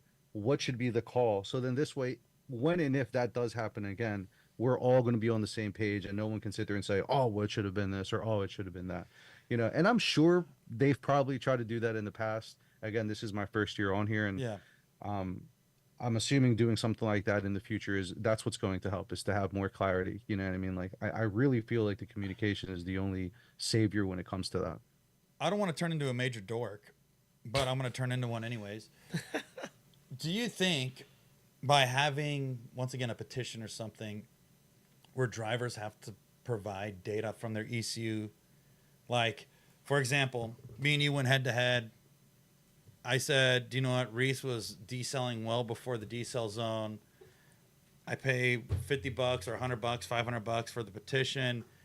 Judges pull the data, or Kevin pulls the data off of it, and it's like, oh yeah, he was off gas there. Do you feel that would help you guys, having data be pulled from cars after scenarios like that? Yeah, I mean, Or is the that first is thing- that or is that too much in the deep end? That's what I'm trying to figure out. Like, obviously, data, we have it on I our don't fingertips. no but because I data's asked cool. for the data. I asked for the data when it came to Seattle because everybody was talking about the Forsberg thing, and then they were talking about the Manoa and LZ thing. So out of curiosity, because like, dude, I'm a fan of this too. Like, I want to Yeah. know. You know what I mean? That's like, why I get nerdy, And dude. yeah, you know, so like, I'm like, oh, let me see the data. So like, now we have to go back to the data. You know, you get to see the miles per hour from Castro. How much was the G-force hit, which was over a half G at the point of contact. Dude, you know, you so can that get was the all peak that at that point. off of the computer. You know what I You mean? know what I'm Like, it's saying? at our Yeah. fingertips. Right. Right now, can it happen in real time? Like, I don't really know. No, Yeah, I don't know. That's but- not my call. You know what I mean? I No, don't but know like how after that's- top 32, right? Like after top 32, the shit goes down. You have the hour and a half break. Somebody puts in that petition, pull it in. Here's the laptop, submit it. Like, the ignorance of me of not really knowing that, like how the ins and outs of that. You know, I'm assuming it can be done pretty quickly. Like, Yeah. I don't know what they're all doing or what Kevin's busy doing. I don't know. But I assume that there's time to do it. yeah. You know what I mean? And if that's something that needs to be done, I'm sure FD will. It'd be will do sick. that, I you just know think what I it'd be. I would think it would answer a lot of questions. It'd clear up a lot of. Listen, data's not always wrong. mean? Questionable things. Like, yeah, I don't think there's like no, yo, dude, like when I looked at the data for the Manoa and LZ thing, I was genuinely curious because I'm looking at the video and I'm like, is he slower? You know, like I don't, Yeah. you know, like. So I pull the data, and it's so funny because people are like, I'm using my stopwatch, and I'm like, I'm using onboard data, bro. Like, come on, Yeah. like I think that's a little bit more accurate than you timing your. Come Yeah. on, man. You know what I mean? And Sleeping on it was the blown watch. away. Yeah, I'm just like, are you serious? And then I told them like, what happens on the bank? You know, what's going on there? And then to my surprise, they were the same speed in the lead. And then to my surprise, he's a little bit faster than LZ. And then when I look at the footage, what I like about LZ, which is aggressiveness and how he digs out of the corners, all of that stuff slows him down a little bit. yeah. And Manoa stays smoother, so he's able to stay a little faster. So I don't know if that's higher IQ drifting, and like the casual fan doesn't understand like how that works, and like, but, Bro, like, it's just the I don't think professional that, level. you It's know. just the professional level of motorsports. That's Yeah, where, yeah, yeah. unfortunately, that's where we're at right now. We're at the highest level of drifting, dude. Yeah, like, and we should be it's- pumped. I mean, like drifting Yeah. right now is like, dude, it's at an all-time high. We have it pretty good here in the United States when it comes to drifting. Like, let me Yeah. just say, dude, like we should be pretty pumped what's going on here, and like just be happy that we're in this era, because like a lot of us remember back in the day, like there was like one event every 2 months, and now you can trip and fall and accidentally end up at a Bro, drifting and spend event, you know what I $120 mean? to go to an event. You know what I mean? Like, you want to go drift all day, spend $120, and you go drift all day long at a track. Like, Yeah, it's like we Unheard of. have it really good here, you know, and that allows the community to grow and all that. You know what I mean? Like, that's good. how sick would that be to have Kevin dressed in like a top hat or something and like a monocle, and he could just pull data anytime he wants. He could check tire width, pull data, and then evaluate it and see every battle. Kevin told me he'll pull the data anytime I want. And again, I'm still kind of new to the ins and outs of everything that's going on there and what I Bro, can we ask just for and how dream fast. here. Yeah. Yeah, we just dream You know here. what So I mean? everything we talk about is just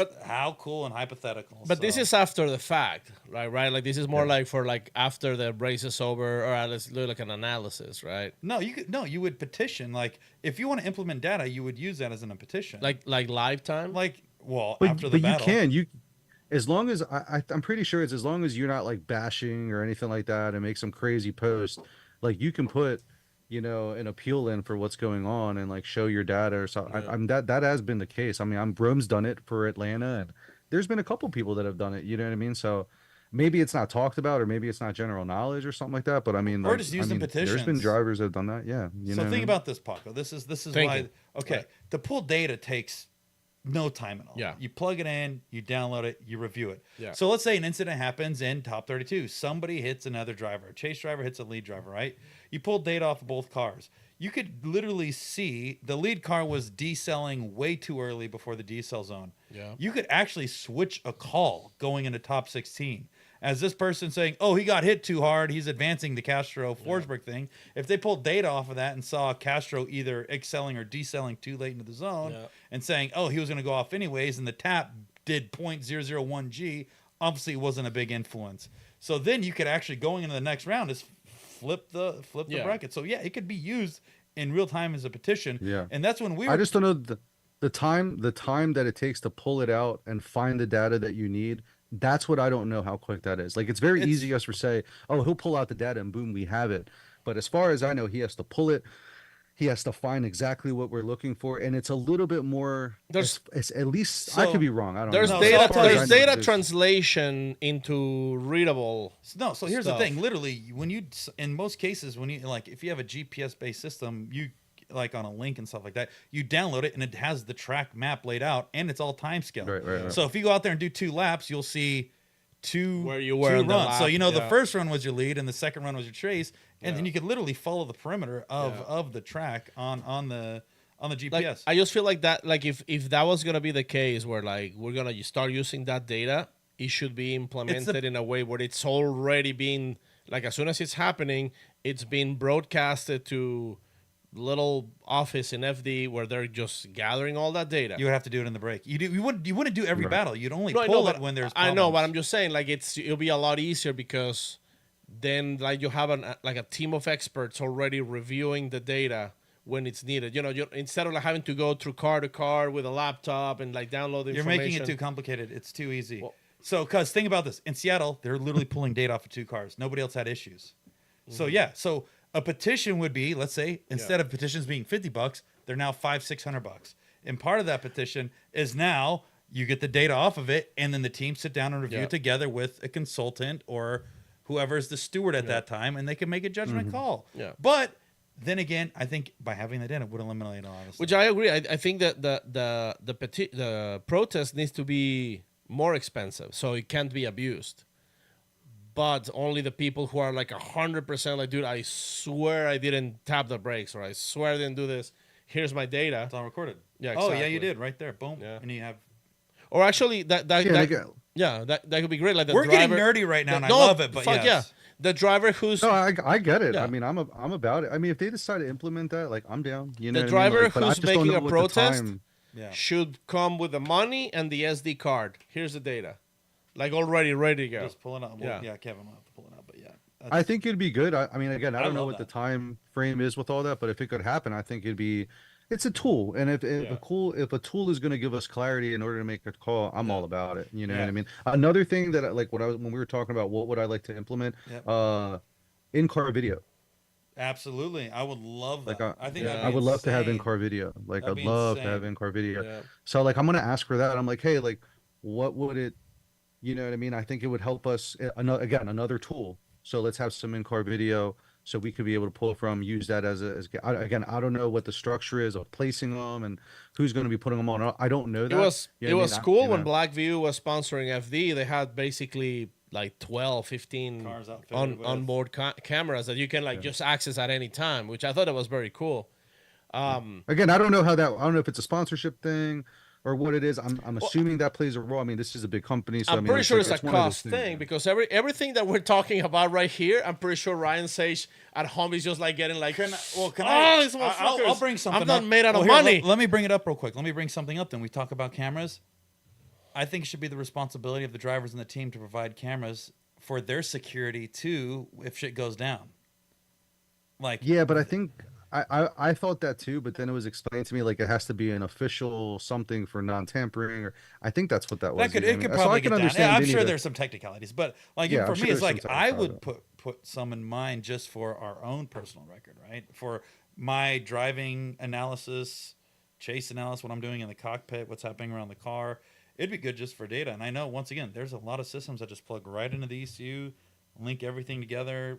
As soon as you turn the car on, they all start recording, and it's pretty good system. But yeah, I think And a lot of the drivers have in-car. I mean, you Yeah, saw yeah. Adam does a really good job of documenting everything, Yeah.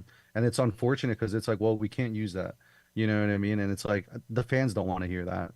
So I mean, I think an easy way to fix that is like, all right, well, let's just put cameras in the car. So now we remove that headache from us. Mm-hmm. Now we have something that we can say, oh, well, we have a camera inside. Let's review that Yep. footage. You know what I mean? I think that's an easy way of doing it because like no one wants to hear me say, "Oh, well, here's the in-car footage. Did you not see it? Oh, we can't use that because it's not an official." Blah blah blah. Like they're just gonna be like, "Really, bro? Like just watch the video." But so I see where they're coming from. But I mean, if we just have our own official FD cameras that we have inside, that's in car that takes care of that. Well, let's It's an easy thing. yeah, Man. and let's At least I think. I don't know. I don't know what the structure is to yeah. it. Well, let's remind ourselves too, right? We talk these big things and we dream up these big things, but honestly, we're not that far away from NASCAR. We're not that far away from other premier motorsports that already have these systems implemented, right? So we're going Right, down right. a path at being at the highest level that we're catching up to series that's been around for hundreds of years that have the technology, the financial resources. Like that's if we're gonna go catch up to them, it's going to happen in the future inevitably. It literally is. I think so. Yeah, I think the financial part of it is. I mean, I mean, I don't know the numbers. I don't think we're anywhere close to like NASCAR, or any of those dudes. You know what I Yeah. mean? But well, I mean, I social could be wrong, numbers but- and stuff like that, but also like I think between I remember there's a statistic that FD's driver numbers as far as the total audience between social channels is larger than what some majority of the NASCAR drivers' social numbers are. Like Right. FD drivers combined have a more visible audience socially than the NASCAR drivers. Through like social media, right, and YouTube's and Yeah. So And it's I'm like assuming pretty the only interesting difference again. statistics. I'm just assuming, like, Yeah. I'm assuming the economics of that whole world is different from Yeah. ours. You know what I mean? So like that has to play a role. I can only Yep. assume. You know, I know nothing about that stuff over there, but Yeah. I mean, that's how I would look at it. Do I think we may eventually get to that point? Yeah, Yes. Absolutely. Do I think a lot of people are going to like when it gets to that point? Probably not. But that's just the growing pains and the evolution of the sport and how it is. like if you know how to turn views into currency, you know, you're set. So, like I think, you know, like maybe when Adam stops driving FD, they should hire him and just have him, you know, work his magic and turn views into money. And then FD will have the money, and then like, you know, we'll have all the coverage. And because like we were talking about, like, for example, like drone top view. You know, they've been Yeah. doing it in Europe, and it's a good tool, right? I think you as a judge like being able to see from the top what's happening. It just gives you basically like a unadulterated idea where the cars are and all that. But how much extra does it cost to have a second drone with a second transmitting unit where you can use for replays and all that, right? I was just it's not, Yeah, like I don't know. I don't know what that is or the cost is or like it's very easy for us to be like, oh well, let's just do this. But realistically there is a cost to it at Yeah. some capacity. I don't make the call to make that cost happen or Yeah. you know pull the trigger on something like that. I did talk to the drone guys in Seattle and I was like, hey, listen, like, how about you just zoom up an extra 40, 50 feet so we can have a wider scope of things, and that really helped a lot too. You know what I mean? So like that, you know, small little compromises like that, and I mean that is something that, you know, I'll ask for again, be like, because I've used it when I went to Germany or anywhere else, like they've had the top views and stuff like that, and I think it is very helpful. You know what I mean? But I think sometimes maybe depending where we are at whatever specific racetrack, there might be some restrictions on like the height and stuff like that. So I think that might be an area of concern. So we're just looking for compromises on just getting a higher view so we can get a better perspective on how these battles are looking at from above. So one of the things that I had a lot of people asking, well, not necessarily asking, but like one of the main criticisms that I see is that, you know, like a lot of people like, oh, you know, FD has nothing to do against European drifting events and all that. And you've been a judge in events across the pond, right?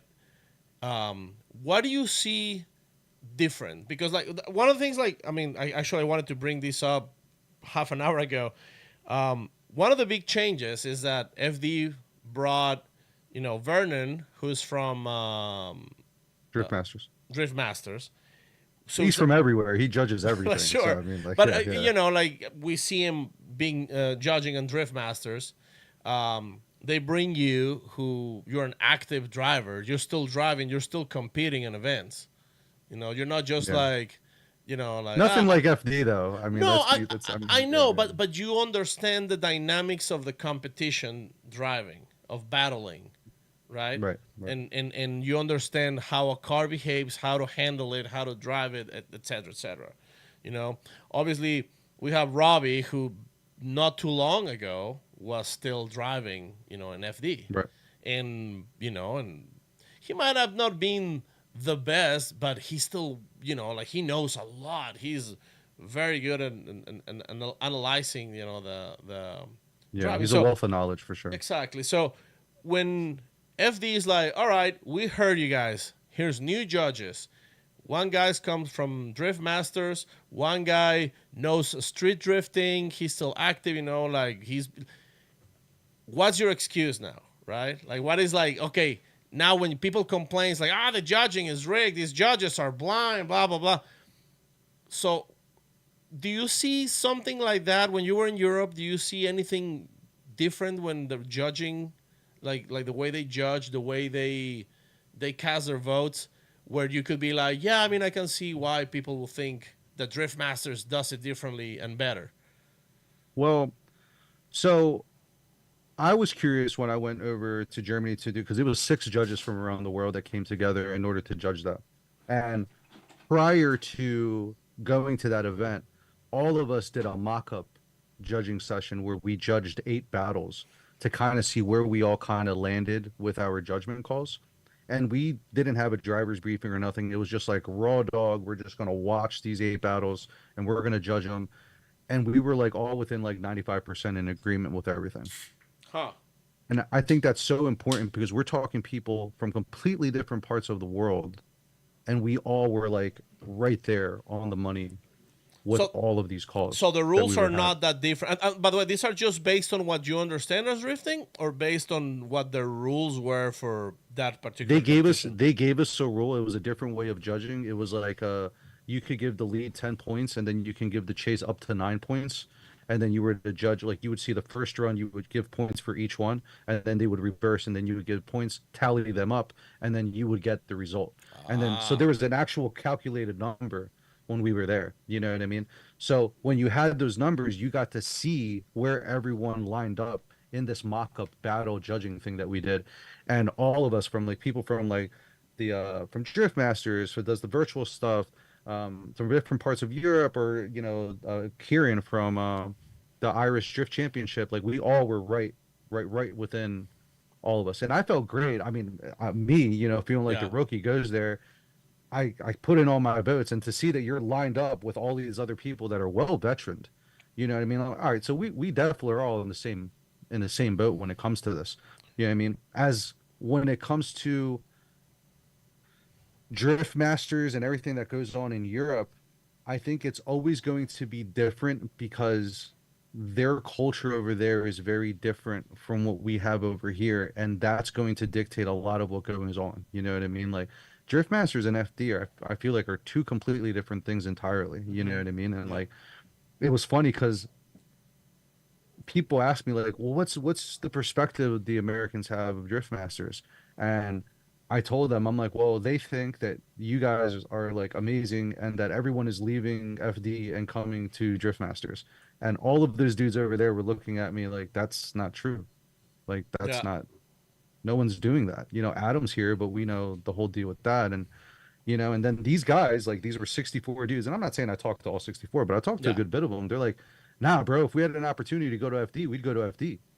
It's so, it's like here in America we love JDM cars, but you go to Japan and they will love to have a '68 Camaro, right? Like the grass is always greener on the other house, right?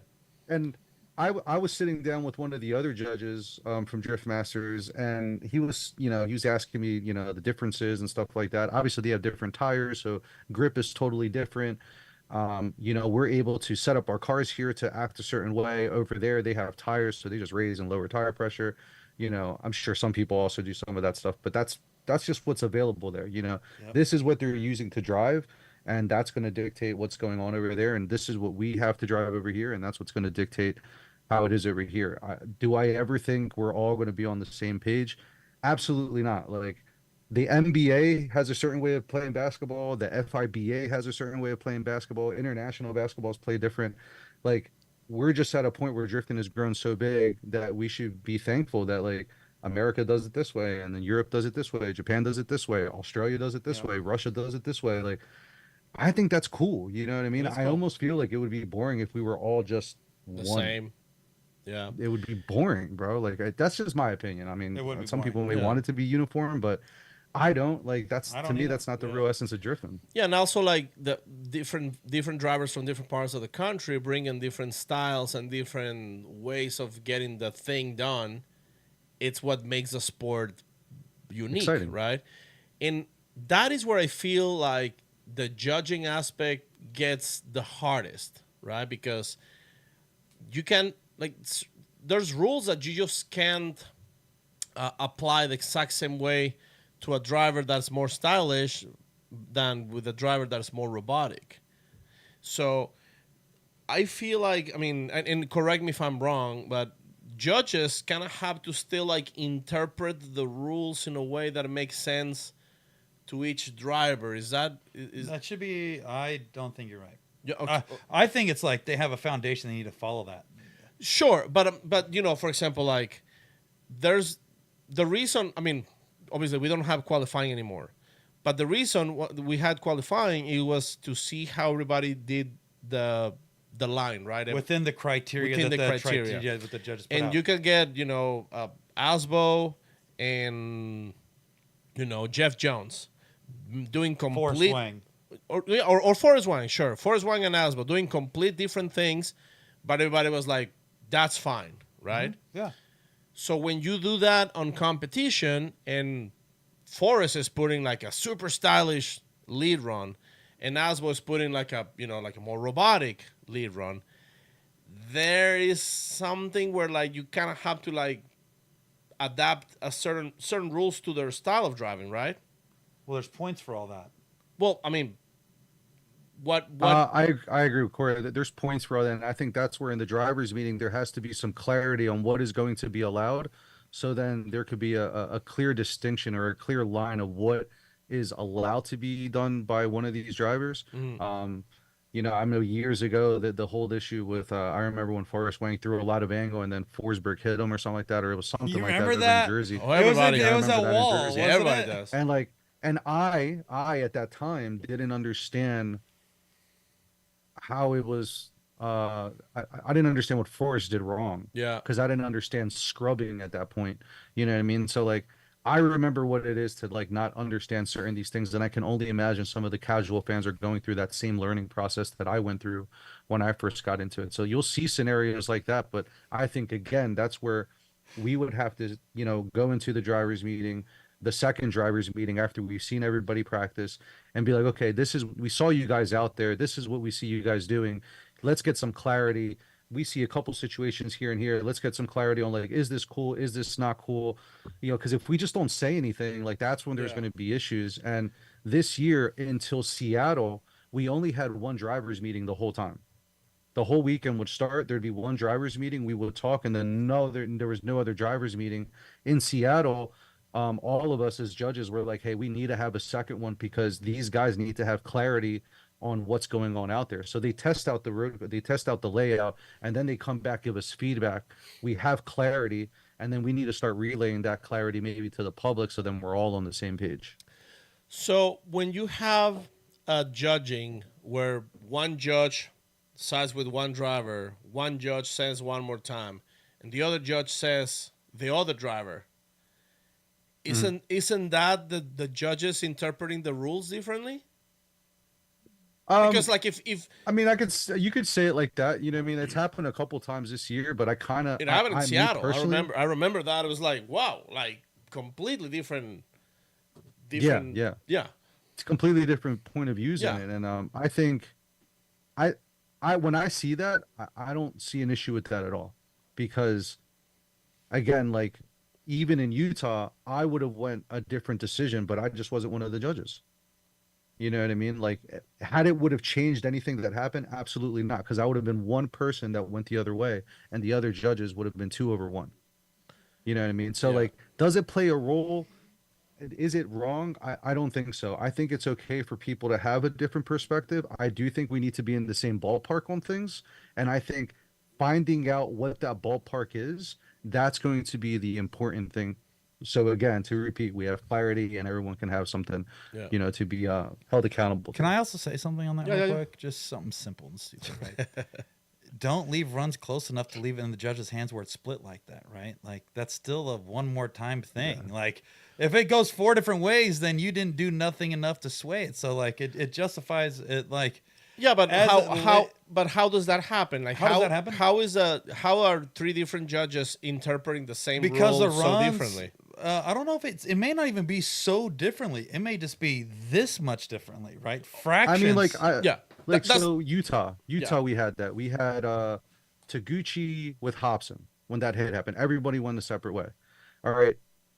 I'm kind of like at first I kind of thought Taguchi was at fault, and now I kind of feel like after watching it so much, I feel like it was shared fault. But I understand why each judge saw it the way they did. I understand why Vernon put it on Taguchi. Yep. I understand why Robbie had the perspective that Hobson came in too fast, and I understand how Brian was like, "Well, Taguchi did something bad, Brian did something bad. That's shared fault." Yep. I don't think there's anything No, there's wrong nothing with wrong that with that. scenario.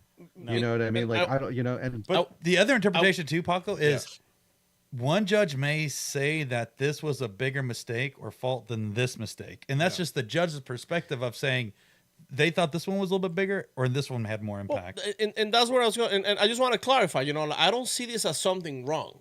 Like I'm not. Right, I'm right, not. right, I'm right. not saying like, oh, you guys suck. You should be on. You should agree all the time.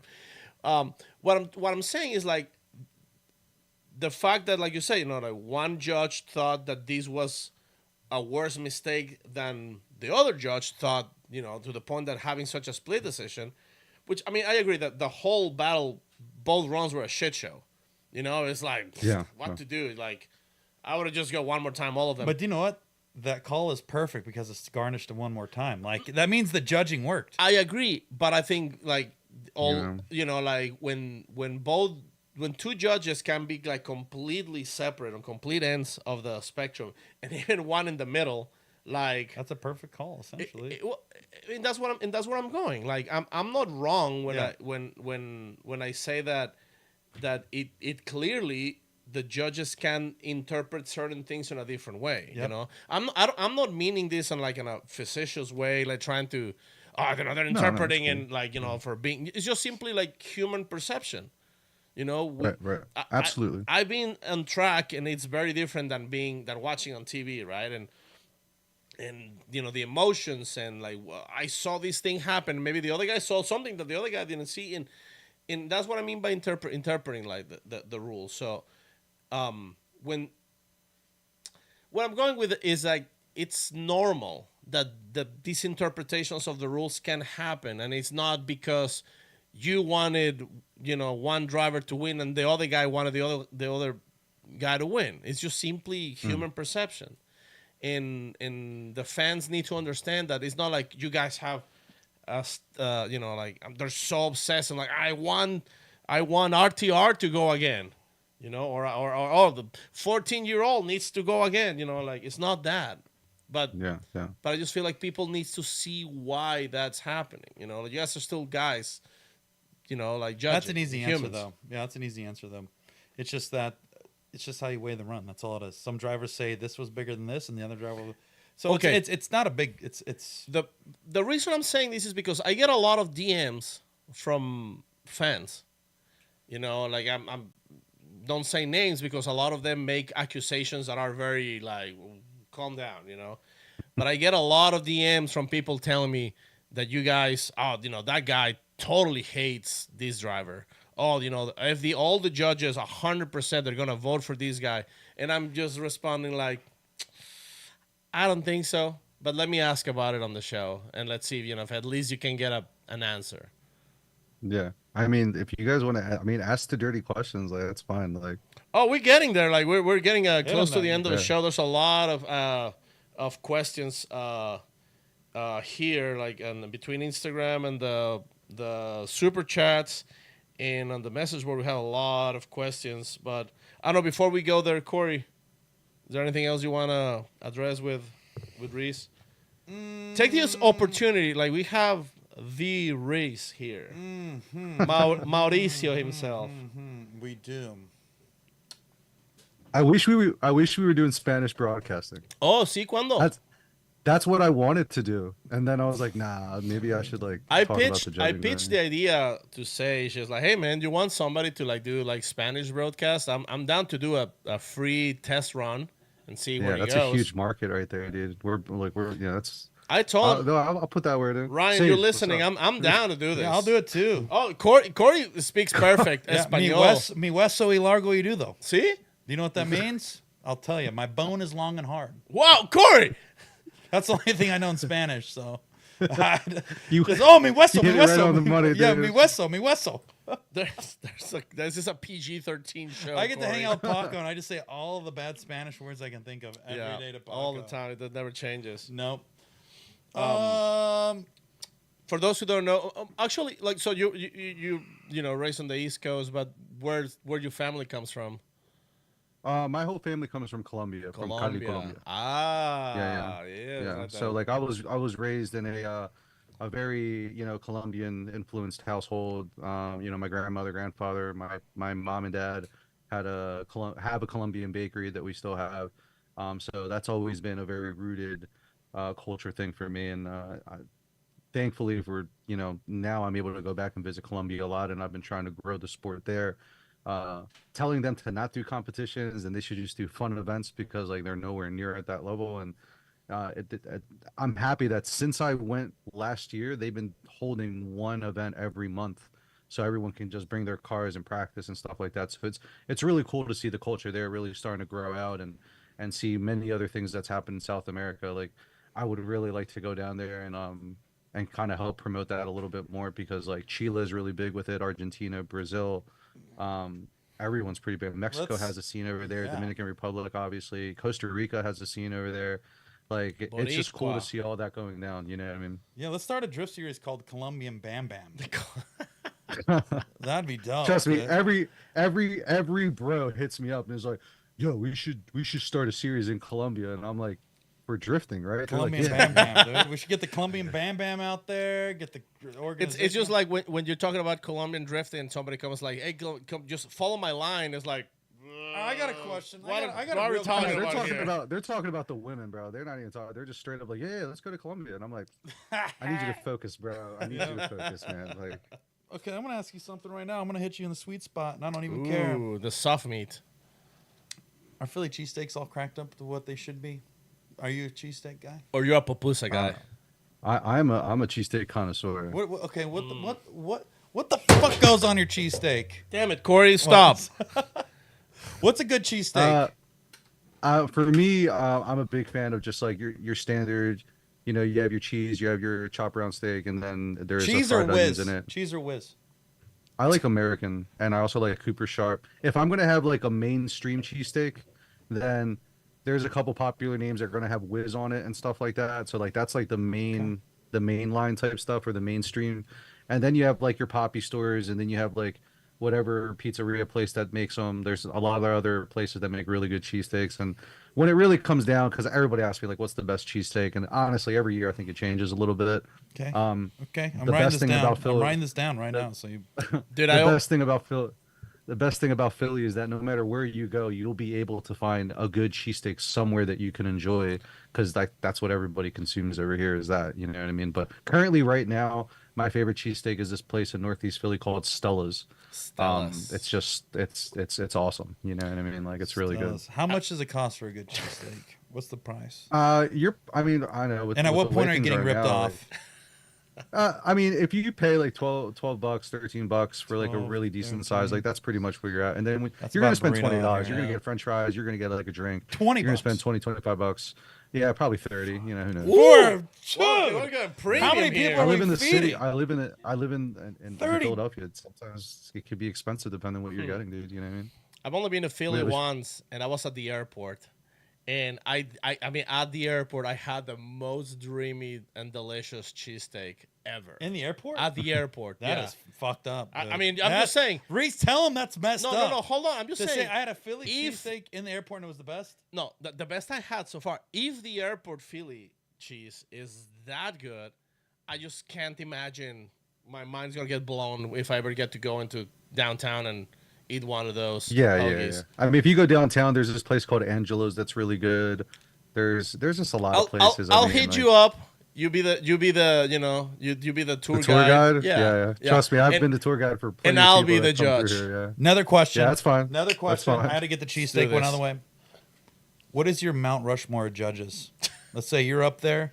Who do you think would may not even be a judge before in their life? Who do you think would be up there that you would like to see to be a future judge?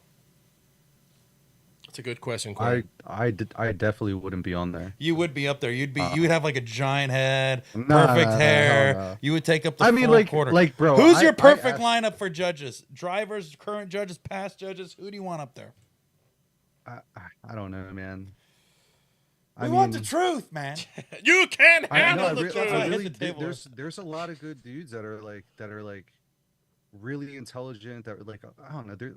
Obviously, we're gonna lean toward drivers and stuff like that. You know what I mean? Like, but like some of those dudes don't want to deal with it. Like I asked Chelsea straight up. I'm like, yo, why don't you go be a judge? And he was So- like, hell no, bro. Like, So take if they want to or don't want to out of it. Who do you think would be two other great judges after your experience with talking to some people?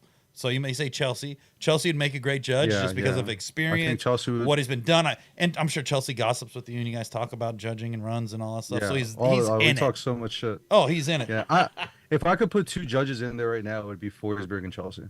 Forsberg and Chelsea would actually be really sick. I Yeah. see. That's I'm with that. Yeah, I like like because those dudes, like, they get it. They're both rippers. I think they speak very well. I think they can give you a perspective that like everyone yearns to have. But if I could just snap my fingers right now and put two judges in Dude, there, that'd be it'd sick. probably be Chelsea and Forsberg. See, you know what I mean? For I've- sure. You know, I've been accused multiple times of being a Forsberg fanboy, and it's not because like, oh my god, Chris, you're so hot or anything like that. I really think the dude knows what he's talking about. He loves this shit, and that's one of the reasons why like this whole call with Castro, you know, like having him putting a video about it is like, damn, you know, like he no, it's saw smart, something, bro. right? Like Yeah. we're in the era where like that can benefit you, and like I don't know why Yeah. I'm sure he did it for his own reasons, but I mean, like, Yeah. someone asked me about like, well, how do you feel about that? I'm like, I mean, it's perfect. Like he's gonna get views, he's gonna get clicks because of the drama. Like Yeah. that's part of the game right now, Yeah. dude. You know what I mean? So like, And he also said that I- it's I not. think that's He fine. doesn't have animosity against you guys. He's just like, this is No, just his no, point no, of no, view, no. right? Like nothing wrong with that. yeah, yeah. By the way, I don't, you know, I'm gonna I don't say think there's something. any animosity at all. And Reese, I'm going to say this. I don't know if you're doing some sort of conspiracy theory or coup, but those are two former PA guys that was just brought to our attention. So you're going to do a PA takeover in the judges. Yeah, Jesus. dude, it's always Dude! East Coast, bro. Dude, It's always East, East Coast, East baby. Coast. See, that's what he's doing. He's keeping his crew tight, bringing them in. All It judge happens invasion, close, bro. you know what I mean? See, this is it. I've seen chat's never wrong. It Yeah. was literally brought up in chat by Brandon. He's like, Dude, oh, you two saw more the PA script, dude. guys, dude. You got the script. We can pay these guys out. We can put them on. And again, like this is one that I have, you know, obviously with Chelsea, I have the luxury of being having these very in-depth conversations with all this crazy theory, and Oh, of course. it's awesome. And then Forsberg, like, bro, do you have any idea what it was like to like have to sit here and explain to someone that I grew up watching Forsberg and like watching DA videos and all of these things that he did, and he's just looking at me like, I just don't agree with what you're saying right now, and I'm just like, damn, that sucks. That just you know, and we're from the same club. We're from Club Loose. So like it just Nice. for me there was a lot more layers on there. I mean, obviously yeah. I stuck to my guns Dude. and everything, and I said my thing, but that just See- sucks to be in. You Yeah, know what think I mean? about how I felt when I was teammates with Forsberg for like a year and a half, and I just felt like a potato, dude. I would just sit there, and he'd be telling me all this stuff, and I'm like, yeah, I get it. And I had no idea what he'd be talking about. I'm like, hell yeah, dude. Let's do sure, it. yeah, the what pocket. Gear, what gear we The put in pocket, the back? I don't know. What is Forsberg got? Diving on? in. I don't know. Whatever he did. Dude, Yeah. I'm just sitting there, my helmet's way too big for my head. My suit's like a triple XL. And Forsberg's over there crushing, and I'm just like, yeah, hell yeah, dude. Sounds good to me. Yeah. No Dude, idea. what I there's was some doing. dudes that like they're just really smart when it Yeah. comes to this So- stuff, and they're really into that sport. You know what I mean? And like, Yeah. I think, like I said, those Dude. two dudes definitely nerd out. I think Odie would be a good one too. I think he's pretty well adapted to a lot of that stuff. I think a lot of the drivers are good, but it's like would make a perfect fit. And I totally see why the fans are like, oh, we should have a driver in there. But like, I know it. I just think that a lot of people don't want to deal with the hate and the drama that comes with being a judge. Like that is a requirement. That is a precursor. Like you're gonna get called a million things. You're gonna get shit said about you. Like, and some people don't want to deal with that. They're just like, I like fuck that dude. I don't want to deal with that shit. You know Yeah. what I mean? And that's been. I'm not gonna say who said it, but multiple people told me like, you're nuts. Like, why would you do that? Please Like, say people say like their you right now. names. No, No, but you know kidding. what I'm saying. Just I just Yeah. I don't I don't know if they No, want no, to, but it's dude, I get it. I've been fortunate to be invited to judge at a few events. I got a chance to judge Vegas Drift one time next to legend driver George Marstanovic, which to me was like, wow, like I don't know more than George, and like I've been invited to do some judging on modded culture events. We'll have one couple coming in a couple months. It is the hardest thing to do, especially when you know everybody who's driving. Well, you got to disconnect that, man. It sucks. It's crazy because like, in one hand, you just don't want to give the win to the guy that you're kind of the closest, even though he actually did the best job. Because you're gonna be like, oh yeah, you're just giving him the win because you know the guy very good. And then in other side is like, okay, this is my judgment. I go back to the pits and all my buddies are like, dude, what the fuck, man? Like I thought, like it's like, it's happening no matter what. It's a You are gonna hard be a target. job that I don't think that it's hard. I don't think that it's a hard job to do. It's just the environment that you're going to put yourself in. That's the part where you just got to like buckle down and understand that you're going to get hit with a tidal wave after a tidal wave after a tidal wave. You're going to deal with people. They're going to review it a million times. They're going to have all of this time to compile some crazy argument. Like that's just what you're dealing with. You know what I mean? And like I said before, like everything that I thought was going to happen as being a judge has happened to the T because I've seen it happen to the judges before.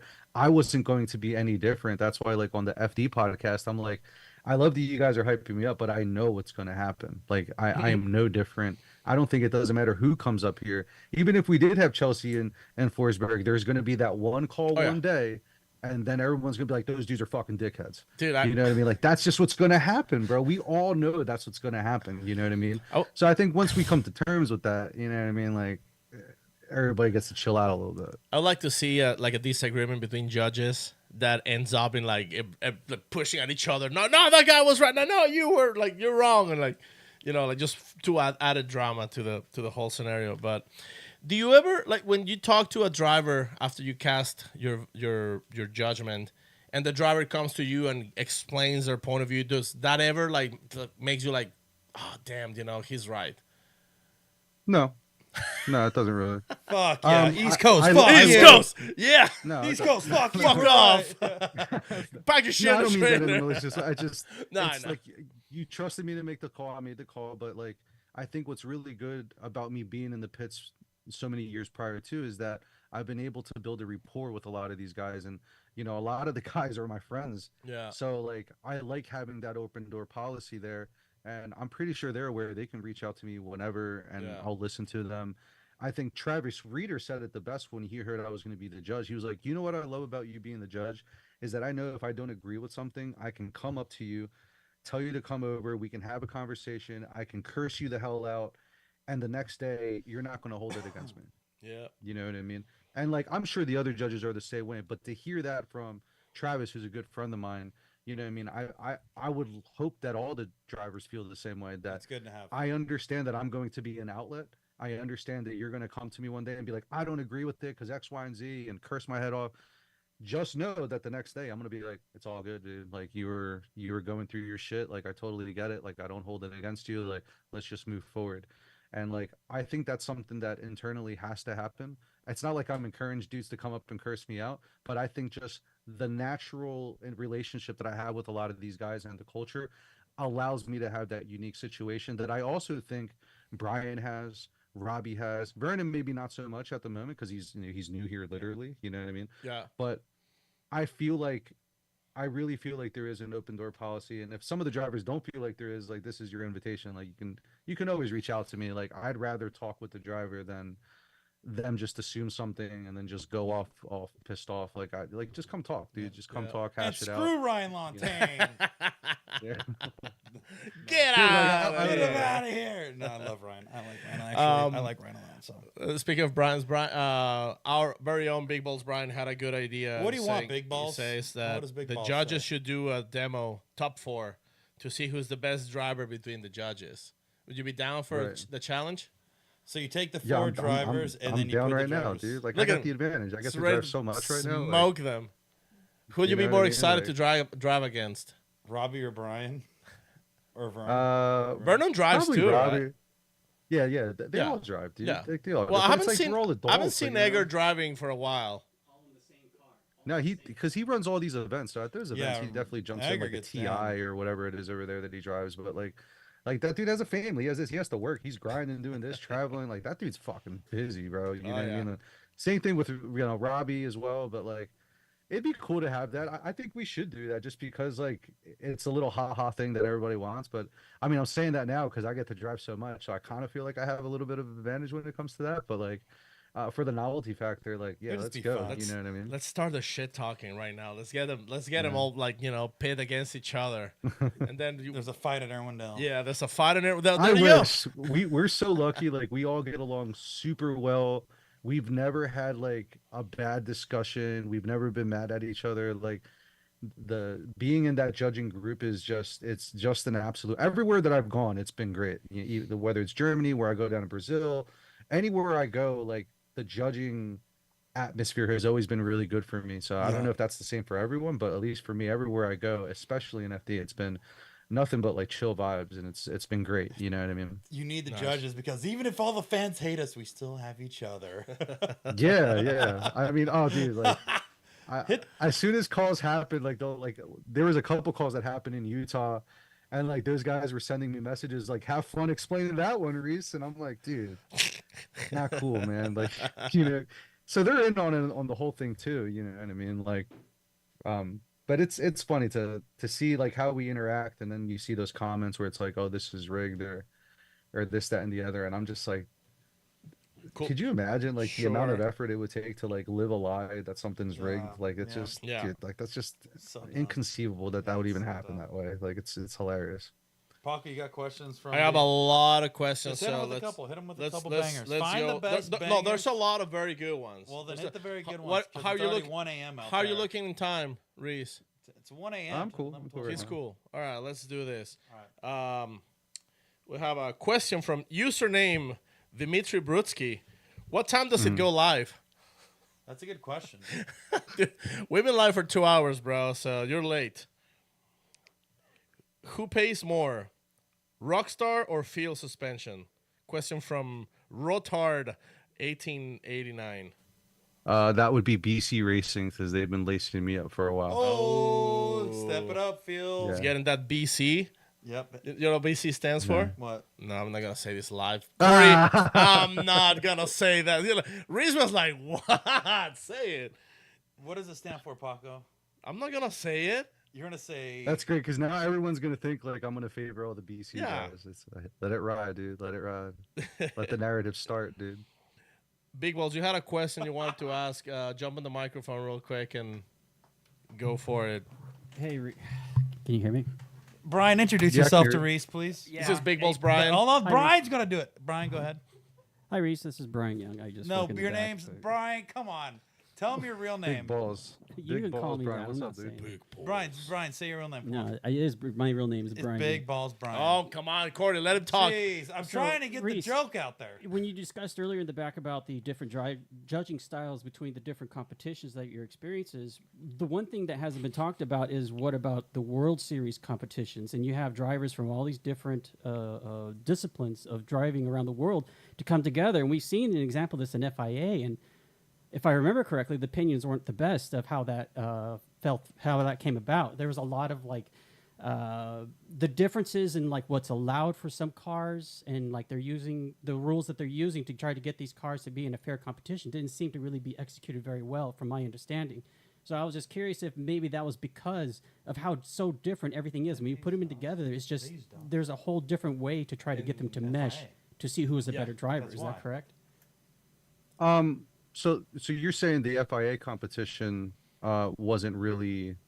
That's what you're saying, right? Like, it didn't seem like they really aligned it on a didn't lot feel of like things? it was. If I remember from watching, it was Didn't some they time use ago. DOS, Brian? Yeah, they use. So it takes the human element out of a it. way to make it as fair as possible for all these drivers from around the world to come together and compete with each other. And it felt like, from my recall, my memory in here is that the overall opinion wasn't that good with how they felt. Some of the drivers were judged, or they felt that maybe there's some unfair, and maybe how certain cars are prepped compared to other cars. So correct me if I'm wrong in this, but I wanted to understand when you talked about how driving and judging is different from the different series. If you were to do a World Series, what would be the best way to go about it? I think if you were to do a World Series, again, it goes back to what I've been saying a million times, is just they're at the briefing, everyone needs to set the ground rules. At this event, this weekend, this is what we're looking at, this is what we're agreeing upon, and that's what we're going to go out with. If we leave any type of room for gray area, I think that's where we're going to run into situations where we're going to have disagreements and stuff like that. When it comes to the FIA, I think frankly, I think they're pretty behind when it comes to the judging aspect. And when it comes to drifting, I just think FIA is just completely Preach, behind. brother. Actually, I don't know what they think they know about drifting or anything, but like, I think the global community has a better understanding of drifting than the FIA does, personally, for me. Facts. You know what I mean? Like, that's just my opinion on that. Facts. If we were to do a global thing, I think we would have to get the people that are actually in the scene, that are actually doing the drifting, and not have a bunch of collar dudes. Like, I don't know, I just come from a different upbringing. Like, I'm not going to have a bunch of collar dudes that don't know anything about drifting explain, like, this is how it needs to be done. Like, what gives you the right? You know what I mean? That's a I don't great know. That's question. how I kind of look at it. Yeah. I mean, Amen I to just that. don't like how. And I get it. They're FIA and there's this, and it sounds really cool to say it, but like, you didn't put in on this, so I don't really. If they haven't figured it out and haven't been able to come up with some sort of like structure, like, that just goes to show you that's pretty far behind. Maybe they'll get it together at some point. But if you were to do a global thing, even without FIA, like, it's going to come down to like any other thing. You get the group of drivers together, you have to sit down, have the in-depth conversation, lay down the ground rules, have some clarity, and I think you'll be just fine. You know what I mean? Is there still going to be backlash? 100%, because this is a judge sport, and no matter how hard we try, there's always going to be something that someone just doesn't look at it the same way. Yeah, FIA. Can I just say FIA was super lame? Yeah, 100%. It was you know what I super mean? lame. Like, And you know what? The other thing too, there was already bias put into it because they brought judging in, which was DOS, which I think like D1 or in a Japanese series was using at a time. So there was already advantage to people that were driving on DOS versus people who weren't driving on DOS and had to learn the systems. And it required a specific way to drive DOS to get the max amount of points. And the foreigners that never driven on DOS were like, well, how do you get a 104-point run? Yeah. But it's like super shallow, low angle, lots of speed, and there's a way to drive to that. And it was not done right, dude. Yeah. Here's the thing, is drifting around the world, we all speak the same language for the most part, and just how do you make it one? Like we can go sideways and make noise. I just, But no anyways. one's ever come up to me and be like, yo, did you see that FIA competition? Like, that's not even No. a thing. Yeah, it didn't work. That's when I turn around And I hate, and what am I going to sit here and sugarcoat it and lie about it? Like, I don't know, maybe they'll see this and be like, maybe we need to do better. But like, no one comes up and says like, yo, did you see that sick competition at FIA? No, it's always like, did you see FD, or did you see D1NZ, or did you see Drift Masters? But no one comes up to me and says like, yo, did you see the battle on FIA? Like, nah, that's just not a thing. And the thing Maybe it is like, over there, but over here it isn't. unfortunately, I think FIA should have done better, because that should have been like. I think the FD should have ran best. FIA because I think Jim Well, had his hands in it. It should be like a coalition, right? Like between in my opinion, like just get FD and Drift Masters work together, put the event together, and call it D1 FIA? everybody. Yep. Get every big series together. And do it. Sure. Like, actually, yeah. Let's just get all 3 big series together, and that should Keep be it the there. one running it. Like that'll be That great. that seems pretty cool. I think that would be like, I mean, because you're talking to people that are really in the community, that are like actually involved in it, that definitely has skin in the game in some aspect, or they have blood in the game when it comes to like time and energy that goes into it. So I really think that's more of the way of going about it. Um, I mean, like again, I understand why people say FIA, and like it sounds really cool and all that, but like when it comes push or shove, dude, like Yeah. it's either you're one of us or you're not one of us. Yeah, That's just kind of how I see it, brother. dude. Brother. Paco, hit him some more. What do you Super got? chat Couple more. question from Shutter Slayer. Would you rather fight 100 egger-sized ducks or 100 duck-sized eggers? Classic question. 100 egger-sized ducks, or Or what was the other one? 100 duck-sized eggers. Either, because like Egger is like that dude is He's built. He's like an oak. Yeah. I'm losing either way. You know what I mean? Like so, like I'm just gonna throw food out there and just hope that takes care of it. Dude, If bring it's a a- if bunch it's- of bread. If it's 100 egger-sized dogs, yeah, just give him bread and you win. Yeah, exactly. I'm gonna go with the food aspect on that. So like That's smart. So you that would, might be the better way. Yeah. so you'd that's rather smart. do 100 egger-sized ducks. Yeah, and then you just throw the bread out there and call Yeah. it a day. Good answer. Matthias Johnson. First, was a pleasure working with Reese Marin at Irish Drift King. Question, what is the biggest laugh you ever had during a drifting event? The biggest laugh I've ever had at a drifting event. I watched my I buddy mean- shit in a urinal once. I'll be honest. I'll be honest. I think the biggest laughs are like 100% honest is like we're up there as judges and we're just sitting there watching, and we'll just see someone do something like what were you doing, and then we'll just start roasting them because this is. I mean, we all know that's what goes on, dude. Yeah, And like sometimes the jokes are so good that like you're just cracking the hell up so much up there, and they're just well done because again you're with judges that have a good insight and they have good ways of making like compounding the joke and stuff like that. So like drifting is just a big fucking joke. So I mean like it's hilarious that we even like, I mean bro, we are here in the middle of the night talking about drifting. silly dude. Our careers is So drifting. Like silly. I can't believe it. You know what I mean? Like Yeah. if you would have told me in high school like this is what I was going to be doing, I'd be like you're crazy. You know what I mean? So like crazy, dude. it's just funny that we're even doing this and like we're actually even making it happen, to be honest, man. Like it's truly a dream. So like everything is the funniest thing, dude, because like I wake up every day and I'm like, well, today I'm just talking about drifting, and that blows my mind every day. And we're not done yet. Question from Dwayne Ramsey. Ask that motherfucker how much rear toe out to run on the mountain.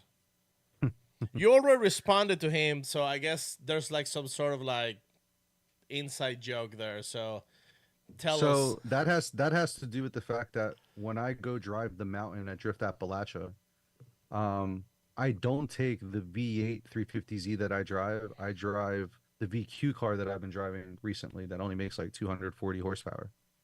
So there's so much grip on the mountain that we went to that I was searching for ways to like not have grip when I was on throttle. So we started Harrison from Texas is actually was like, you should just tow that thing out.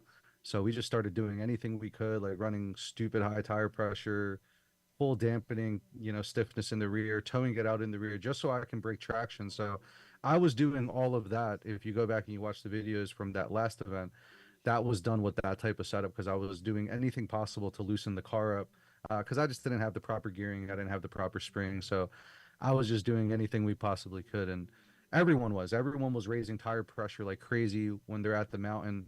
It's the most bizarre thing because you would think you go to a place where people don't drift on the road, on a public road, that it would be slippery or it would be loose, but it's not. It's stupid grippy for whatever reason. And every mountain that we've gone to or event that we've done with Drift Appalachia, that's how it's been. So I think this next one I'm bringing out the VA car just so I can have a little bit more fun because prior to I was just doing the downhill stuff with the low horsepower car. Is that so? You have two 350Zs. Is that like your chassis of choice? So I have two 350Zs that I drive. So Cool Cat Motorsports, they're from Maryland, and he does boat racing at Thompson. So he does boat racing. He's currently out at a boat race, like as we speak. But he came to me one day and he told me that he has like this really cool chassis. It's the old Siggy manufacturing car. He ended up picking that up. He needed a driver because he realized that like he's not equipped to drive that. So he gave me a shot. Like, come down. He actually hit me up for lessons first, and I was like, dude, like this is not the car you should be learning on. So he was like, well, I need a shoe in, and I was just like, well, I'll drive it, not thinking he'd be for real, you know what I mean? And then he was like, yeah, come drive it. So that one that you see there, that's the VQ car. So he ended up buying a street version that makes like 230 horsepower, 240 horsepower, and that's what I ended up using on the mountain because I've always, well, as soon as I got the opportunity to go on the mountain and drift it, I wanted to do lower horsepower and like in my mind mimic, doing what Takumi was doing and foot to the floor, all momentum drifting, going downhill. That was probably the most fun to this date that I've had drifting was definitely going down the mountains of Drift Appalachia. That's very cool, dude. Which, by the way, Drift Appalachia, man, that just looks so good. Corey, I hope It's the coolest thing in the world, man. I hope I can see Corey cool. driving that I one of would these go. days. I would Corey's love back, to by the go, way. Yeah. We have some news. I'm driving some. Yeah, I'm gonna be coming out there, dude. I'm gonna go drive Drift Appalachia. Hopefully, Appalachia. I gotta drift some Dude. Drift Appalachia. Yeah. I'd like to get out there. Yeah, I'll be traveling all over doing drifting stuff next year, even this year. But Yeah, it's a really good thing. I really like that they. I'm just one of the people that helps with that whole scenario. I am a scout, so I do like suggest people to get considered. But just because I consider you, doesn't mean you get in. You actually go amongst the panel, and then the panel votes who's going to get in. So it's a very unbiased thing when it comes to that. And that's what I really like about it. There is some things where like they want it to be a little bit more on the style side. Just because it's a streetcar thing and they don't want ugly looking things out there, and I'm just like, I like that. Corey, we have the answer to this. No, I'm out. What's their favorite edible arrangement? That's how we solve everything. I'm out. We'll just if it's not mangoes, I don't really care. not mangoes, no care. All right, so mangoes with okay. tahini. I'm out. I saw that was one of them. Like, what's my favorite edible Tahini? arrangement? But I still haven't even gotten that. I hear about these bribes and all that stuff. Like, I haven't gotten a pair of heat waves. I haven't gotten nothing. Like, I actually went and paid for glasses from FD. I paid $30. They didn't even give you the employee discount. I mean, I could have went and asked, but like at the moment it was hot, and I was like, I'm not asking. I'm just gonna buy this shit. So I just bought it, and like it's not like that, dude. Like, you know what I mean? Like, there's no handouts like that. You know what I mean? Oh well, lie. Andy Luck did give me a couple hats that I wanted, so like he hooked it up. I was like, yo, let me give me some hats, and he hooked me up with some hats. So like, you're definitely lucky cost Andy savings, didn't but- like escorted you out of the premises. That's already a win in my book. No, me and him get along so well, dude. Like we talk shit all the time. It's just great. Just ball busting each other. We it's love awesome, Andy dude. Luck in this show. Yeah. I think yeah, how about, I mean, like all the other questions, I think you basically already asked them during the podcast. But is there anything that you want to ask? Anything that you want to just just throw out there that maybe we forgot? That anything that you just want to like just put it out there? I don't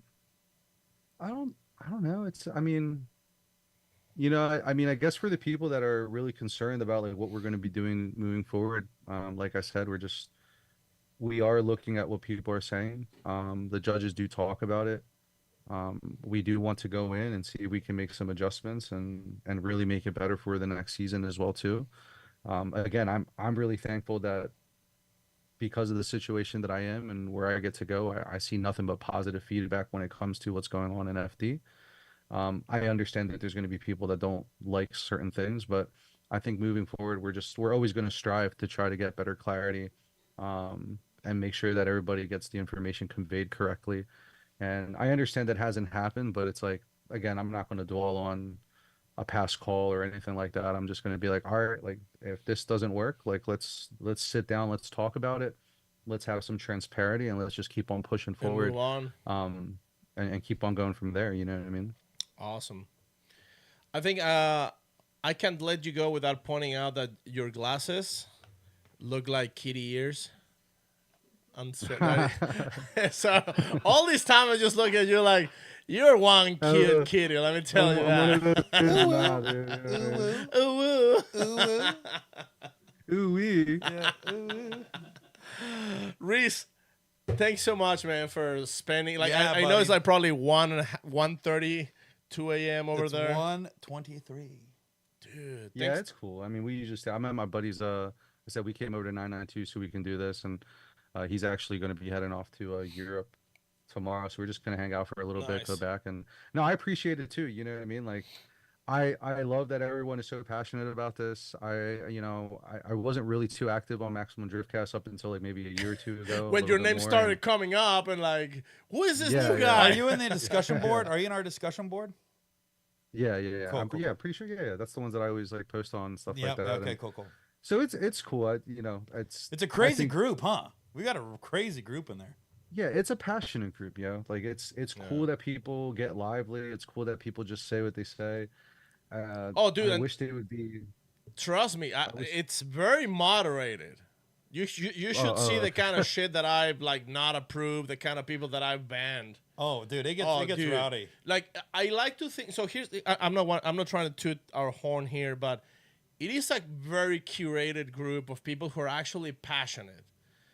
One day I just made a post like straight up said, "Can everybody read this?" And like everybody just responded, and it's a very active group of people who are actually trying to get better. Yeah, there's people who are passionate and they sometimes they don't agree, but it's not like, remember Zip Tide back Yep. in the days? Yep. It was just chaos, right? Like we've done a lot of work, like trying to make sure that people in this group, they're really interested, they're trying to promote the sport, get better, learn, and it's because of guys like you and like Chelsea's very active, Adam is very active, Ryan Say's very active. Everybody's active in there. There are a lot of like people who are like really into it in the sport. It makes the group better because it's really, really a learning tool. It's a place for people to come in and vent and then get educated and whatnot. But with Absolutely, that said, I think it's great. I think it's great there, and I mean, I think it's great to have these discussions. You know what I mean? And like I said, it's just those are discussions that have to be made so people can get a little bit more understanding of what's going on. And I do agree that moving forward, like even in Utah, you could see that Jacob and J-Rod were kind of probing a little bit more on like, hey, can we get more of an explanation, giving that space to exist. So even in one event, you can already see that it's starting to unfold. Yep. And they're starting to give more time for the judges to say things. And it's not like they weren't giving them time on purpose. It's just, I just think it wasn't even thought about. Right. You know what I mean? But now it's like, hey, let's get a little bit more clarity. Hey, let's talk to the judges again. And I saw that immediately in Utah. So Absolutely. as much as we can't, as much as everybody wants us to change things on a dime, which that can't be done because that's not how it really works. But you can see in some aspects, some things do start changing, and that's just a small thing where like Jacob and J-Rod and Sopa were asking like, hey, let's get the judge's perspective and get a little bit more clarity and a little bit more clarity. So I think once that starts to be a little bit more of what we see, and we get better with explaining everything and finding like a good rhythm with that, I think we're going to be just fine. You know what I mean? Like I'm not really worried about it. No. You know what I mean? cool, man. Well, if you ever happen to be on our side of town, Phoenix, Arizona, hit us up, man. Yeah, buddy. We have some places that sell pretty decent arepas. I'm down. I'm down for that. You know, And arepas, empanadas, Empanadas, burritos, arepas. Corey, la carne asada. Oh my God! Just the way that rolled. I'm off your ready tongue. to throw down the grill right now, man. I'm so hungry, Corey. Taco took me to a Mexican food joint. And there was a shriveled up chicken on the counter. It was the last one. They were waiting for the He's other. That's like, the "Do you want authentic that?" one, bro. Yeah, That's he's like, the "You want this little authentic It's place. shriveled been up bald marinating there. shriveled up bald chicken that was just laying there in a little pot. They're like, Corey's like, That's a like, delicacy. That's a I'll get a delicacy. Whataburger. You're I'm gonna go get privileged to see that, Whataburger. you know? And the same, if you guys come up to Philly, definitely come out. Check it out. I mean, if you come to Philly, try to come when there's an event at Hell Club yeah, Loose. dude. You Much guys can go check appreciated. that Corey's out gonna over be there. on It's a like- on a drifting tour pretty I'll be soon. there probably so- twice twice within the next 5 Are you doing any burnout wars around that? I Around there? will be not this year, next year. I'll be Next doing year. Burnout Wars all out there, yeah. You should We were just at Pocono, but I didn't go. bring to that Reese as the Judge Burnouts. One. Hell yeah, I would. Dude. Bring it out. No, that's you should see like when I do judging for like a lot of the sim stuff on like TikTok, those kids annihilate me. Those kids on TikTok are like, you don't even know what you're talking about. Blah, blah, blah. Like, it's dude, I get it I everywhere. love it. Dude. It's just funny, dude. I love it. Dude. That's funny. Yeah, but those kids are going to be the future. Like, the majority of my students are sim kids, and they show up and they crush. Like Isn't it wild? they crush. Where can know. people find this drift school? What's the name? You go to Instagram, you go to Drift School Evergreen, or Drift you go on School Google, Evergreen. type in Drift School Evergreen, and it'll pop up. You know what I mean? And I'm usually there during the week as long as I'm not traveling. You know, Tuesday through Thursday or Tuesday through Friday, as long as the dates line up. So Nice. it's really good. I do say that like I do sell out pretty quick because like I try not to burn myself out. Like I have a certain amount of students that I like to do a week, and after that I try not to do more than that because then I kind of feel like I'm not all mentally there or physically there with it, and it just becomes a money thing at that point, and I really don't want that to be the case. I want to still enjoy what I do. So like it fills up pretty quick, but mainly because like I try not to burn myself out since I pretty much do everything with the help of my friends as well too that help out with it. Nice. And where can people find you and send you death threats and hate messages? More than happy. They can send it over on Reese Marin at IG. You know At what I Reese mean? Marin Reese on IG. Marin. We'll link it in chat and things like that. But Reese, Hell thank yeah. you so Yeah, much, yeah. dude. Legend. Appreciate you. Thank you for coming by and Thank spending you. some No, time with thank us. you so much, dude. And you know yeah, what I we'll mean? do Thank some you. cool shit. We'll do some cool shit. Yeah, and it's be easy on me when you guys clip these videos and stuff like that. Oh, you dude. know what I mean? Just We're wait gonna till we u- talk about BC when you put big giant schlongs Yeah. across the Oh, sky. I dude, can you're- already see it, dude. You know Yeah, what I mean? just You- wait. You're clickbaited. Sorry, You'll bro. see. You'll see. Clickbaited. We have Yeah. AI versions of everybody who's been in the show. Oh, An dude. hour of looping YouTube. Dude. Reese Marin says drifting sucks. Clickbait is definitely drifting in 2024. Yep, 100. Dude. That is 100%. Clickbait is like what's going on right now. Yeah. I'm about it. I get it. You know, Oh, there it's you go. passive, but I'm about it. You know. Well, you'll be part of it. You just watch. Oh yeah. Oh yeah. I know I will. You know what I mean. Reese, Oh, yeah. thanks so much for your time. I really appreciate Later, it. bro. And come Thanks a back lot, man. I anytime really you appreciate it, want. too. You want just let us know you want to vent. Just hit us up and we'll get you up live. Okay, no problem. Later, dude. Have a good night, man. I appreciate it, guys. You Hey, too. have a good one. What do you think of this guy, Corey? He's a judge. I think he's a judge. What is he judging? Well, he definitely judges like how we talk. Cause Oh boy. yeah, I don't know, Oh boy. but He's judging. yeah, it's kind of judgy. No, I didn't know he was a judge. Oh, really? No. What do you thought he was? I don't know, dude. I thought he was like I said, I'm here to try to get intel on Philly cheesesteaks and pizza and what's in the water to make the bread so good. I didn't know he was actually judging. Yeah, I mean that's his thing, I guess. Damn it! I'm the one who has. I had 2 breezes this time because like last episode, somebody told me that I had a little too many breezes, and I only had the right amount this time. Good. That's 2. I could tell when you have the right things pack a amount punch. because I could tell when you have the right amount because when you ask a question, it's about an hour and a half long. Takes me forever. Well, but I'm trying to set, like. Okay, Reese, I got a scenario that I want to roll out to you here. Dude, you're the one coming up with scenarios. So, there's Listen now. 3 judges, okay? One judge is a Puerto Rican. The other judge is a Caucasian American. And then the third judge is a Spaniard from Spain, okay? Why do they all judge different? Who's got the Who's judging wrong if you get the Spaniard and the Caucasian American voting against the Puerto Rican? Wow, Yeah. this just turned into politics, Corey. That's Paco's never-ending too breezy question.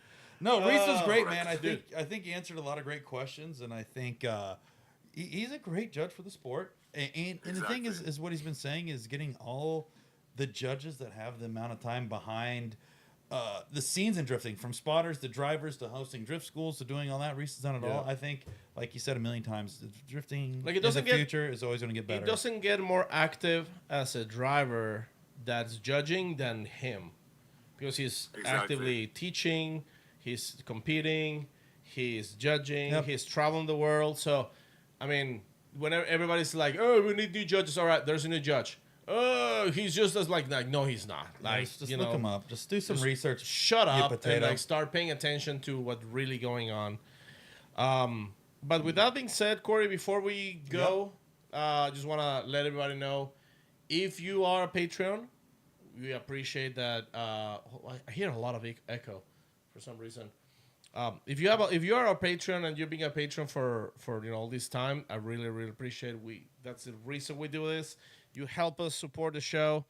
And if you want to become a Patreon, go to patreon.com/MaximumDriftcast. Yep. You can do just $1, $2. It's up to you. It helps a lot. We were gonna update the tiers because there will be upcoming goodies. Bring the spaghetti mug. Will be back. We have shirts. We have stuff coming up. And also, we're gonna thank our sponsors. Corey, who is one of our sponsors? 2F Performance. Oh, who are those guys? 2F Performance is the premier leader in aftermarket body kits for Nissan 240SXs, BMWs, the original Corvette front bumper, the C5. All the greatest, baddest, coolest body kits that you need from front to back, doors to ceilings, everything in between. 2F Performance. Thanks, dude, Corey.